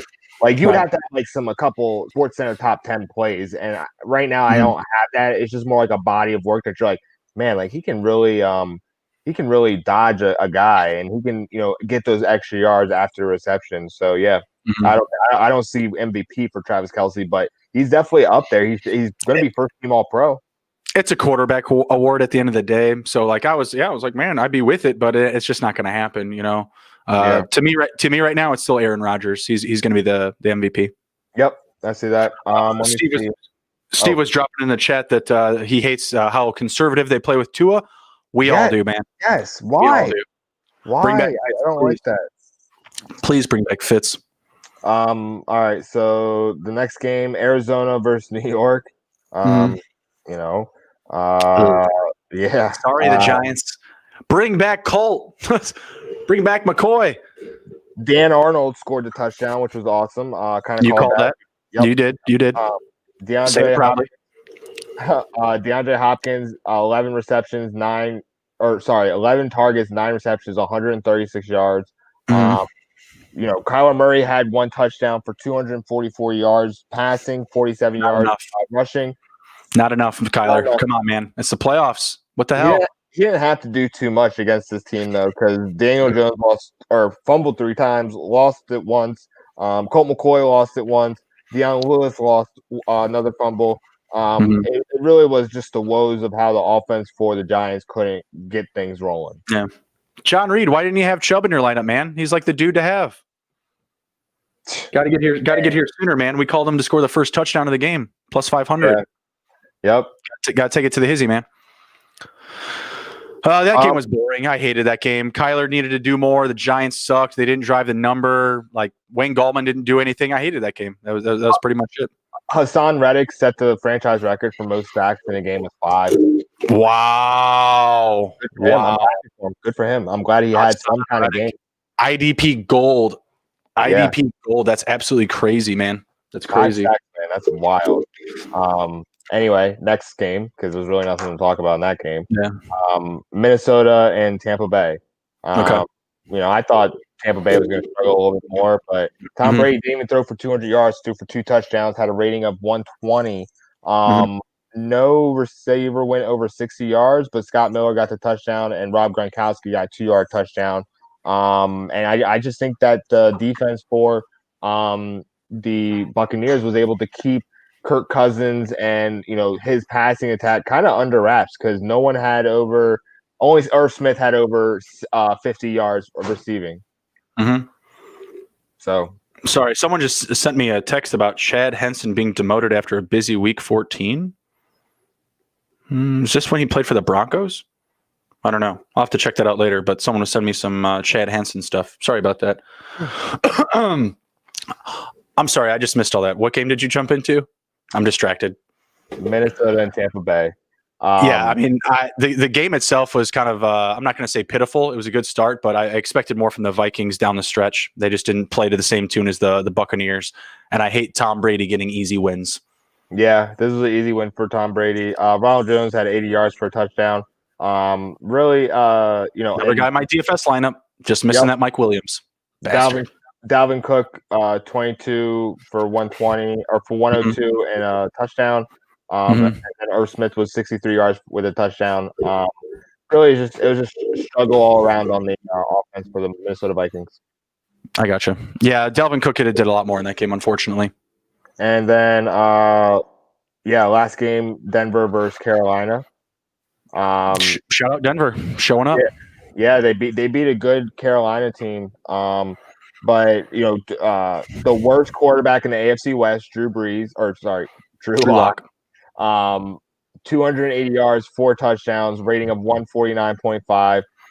Melvin Gordon, 68 yards, no touchdown, 23 yards receiving.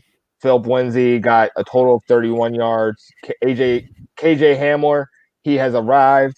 3 targets, 2 receptions, 86 yards, 2 touchdowns. Tim Patrick got a touchdown. Nick Vannett got a touchdown. Jerry Jeudy, 50% catch percentage, 2 receptions, 42 yards. Troy Fumagalli, third string tight end, basically. Touchdown. Fumagalli didn't score a touchdown. Oh, he didn't? I thought he did. I'm sorry. No. 4 receptions, 53 yards. Maybe they called one back. I thought he scored a touchdown. Nope. And then on the other end, Mike Davis had 2 touchdowns on 51 yards and then 5 receptions for 42 yards. Curtis Samuel, 22 yards rushing, 78 yards on 7 receptions. And then Robbie Anderson, 12 targets, 8 receptions, 84 yards, no touchdown. I need that touchdown. He's tied with Anthony Miller for being Emron's prop. It's driving me crazy. Yeah, the Broncos were good, but both bad teams, nowhere near the playoffs. It was just a good football game. I enjoyed it a lot. Yeah, it was good. I'm glad that I wish Jerry Jeudy would definitely start catching more. I mean, he should honestly have a Doug's machine in his house. But I think it will come with more time. And really, 2020 there was no OTAs. There really was no off-season prep. They're really coming in pretty cold. So I hope that he starts coming on. But very impressed with the 4 touchdowns, no interceptions by Drew Lock. I was impressed as well. Shout out to Tim Patrick. Robbie Anderson really showed up in that game, just balled out. It was a fun game, but like I said, just 2 losing teams, nothing really to play for. Neither were going to the playoffs. I liked it. I didn't hate it for being both teams being just completely out. So it was good stuff. Both teams showed up for fantasy. Yep. And that was all of them, right? Yep. All right, cool. I gotta fade out here. We're coming up on 2 hours. This is a long first 2 quarters. I gotta say, we got a long first 2 quarters here. But I gotta head out. I enjoyed talking some ball with you guys tonight. Thank you for stopping by for TTH number 82. We will be back Thursday for number 83, and be sure to be here Wednesday night. We got fantasy basketball kicking off, guys. TITTH number. Well, that will be 80 number 83. 84 will be Thursday. Sorry. Got to keep counting. Got to keep counting them. Appreciate you guys all coming and riding with us tonight. Take care. Be well. Have a good day. We'll see you next time. Be good.